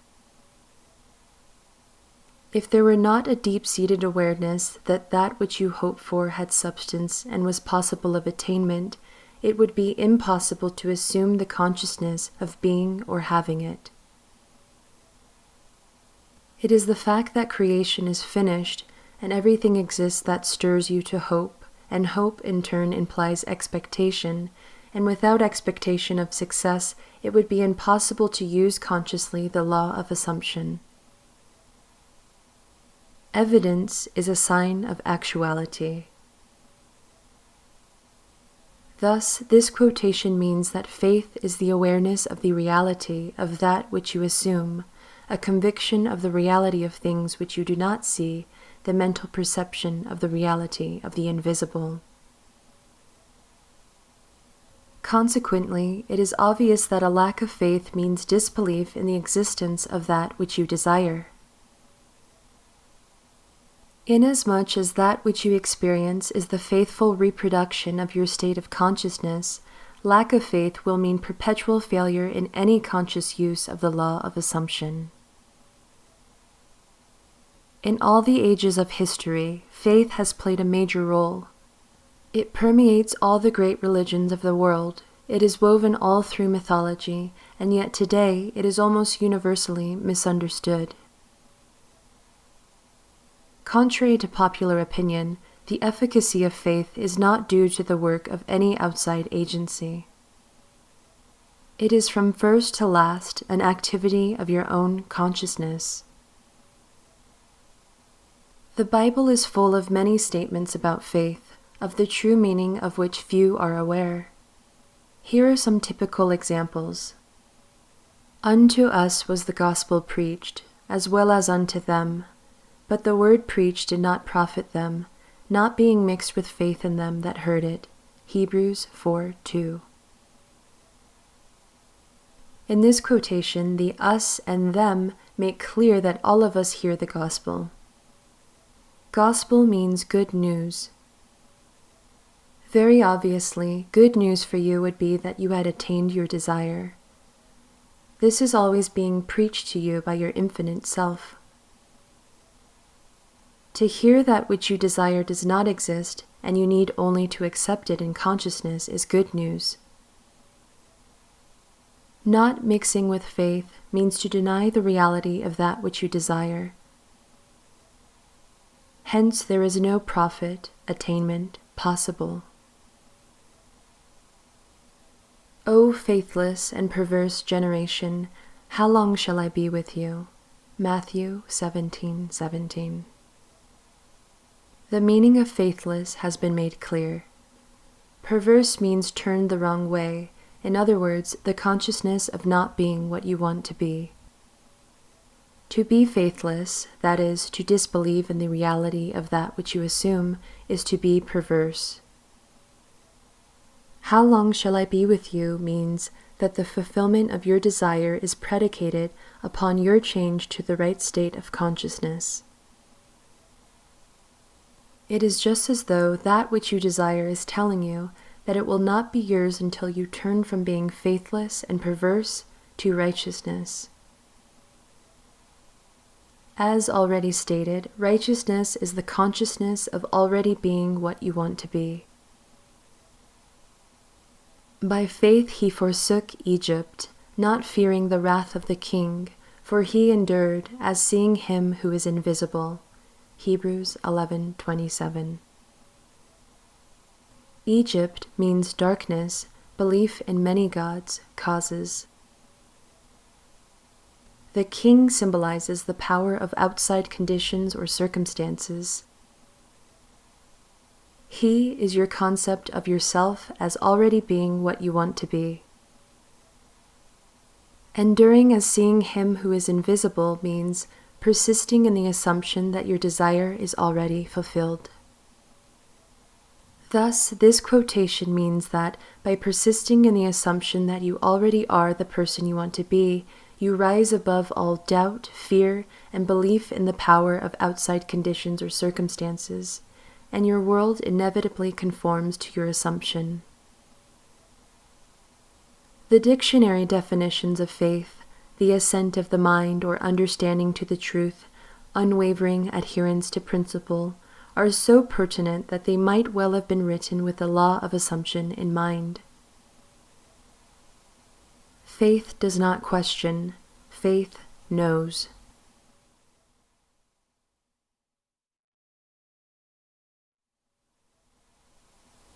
Chapter 26. Destiny. Your destiny is that which you must inevitably experience.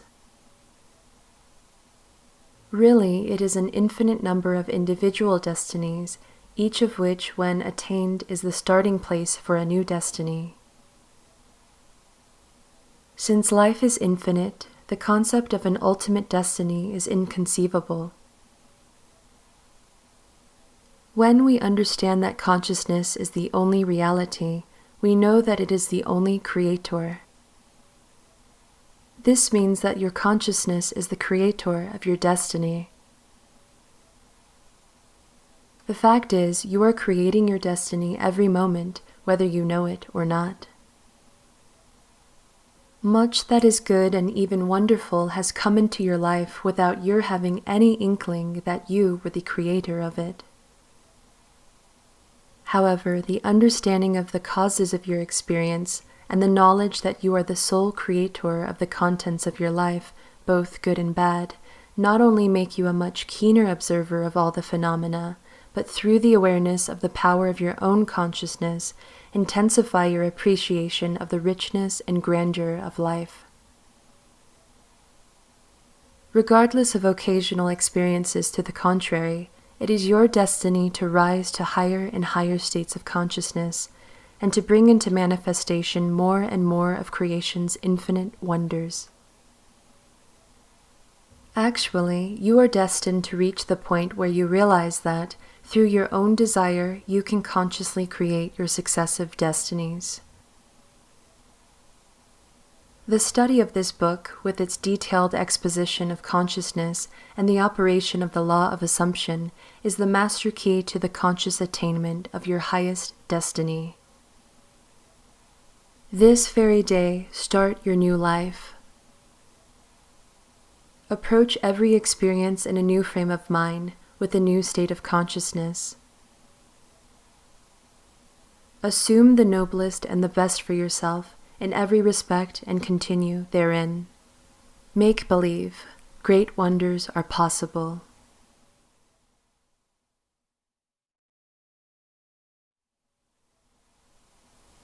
Chapter 27.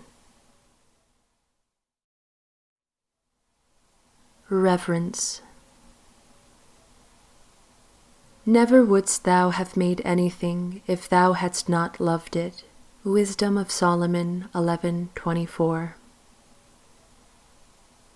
In all creation, in all eternity, in all the realms of your infinite being, the most wonderful fact is that which is stressed in the first chapter of this book. You are God. You are the I am that I am. You are consciousness. You are the Creator. This is the mystery. This is the great secret known by the seers, prophets, and mystics throughout the ages. This is the truth that you can never know intellectually. Who is this you? That it is you, John Jones or Mary Smith, is absurd. It is the consciousness which knows that you are John Jones or Mary Smith. It is your greater self, your deeper self, your infinite being. Call it what you will. The important thing is that it is within you. It is you. It is your world. It is this fact that underlies the immutable law of assumption. It is upon this fact that your very existence is built. It is this fact that is the foundation of every chapter of this book.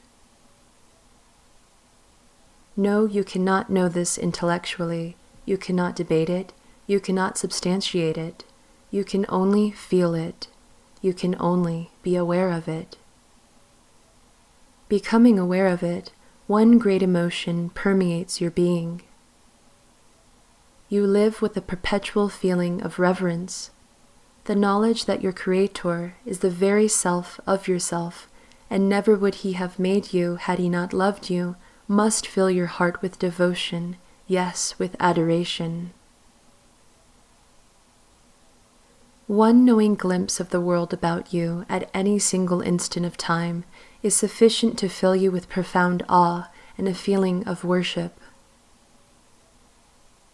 It is when your feeling of reverence is most intense that you are closest to God, and when you are closest to God, your life is richest.